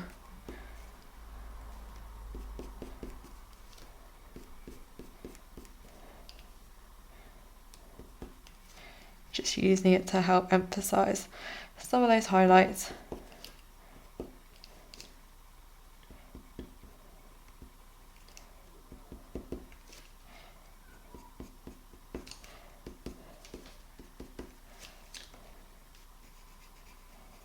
And I think that's probably going to be where I leave it. So there he is. I really, really hope that you've enjoyed this. I have absolutely loved doing this one. It's been really, really fun. It's been really interesting working on a completely different surface. I think the results, okay, yes, we've used a little bit of the gouache to really help push some of the contrast a little bit. But there's no reason why you can't do that, because as I said before, like, we're always using professional grade materials. So yeah, this has been a little bit of a learning curve. I'm excited to work on some other pieces on this paper. I think the results are really, really lovely, and I really hope that you enjoyed this one. I've tried to make it as accessible for everyone as possible, because you can literally, you can in the UK, and I'm sure you can abroad, but you can buy the Clairefontaine paint on grey on Amazon. That's where I got it from, and it's really inexpensive.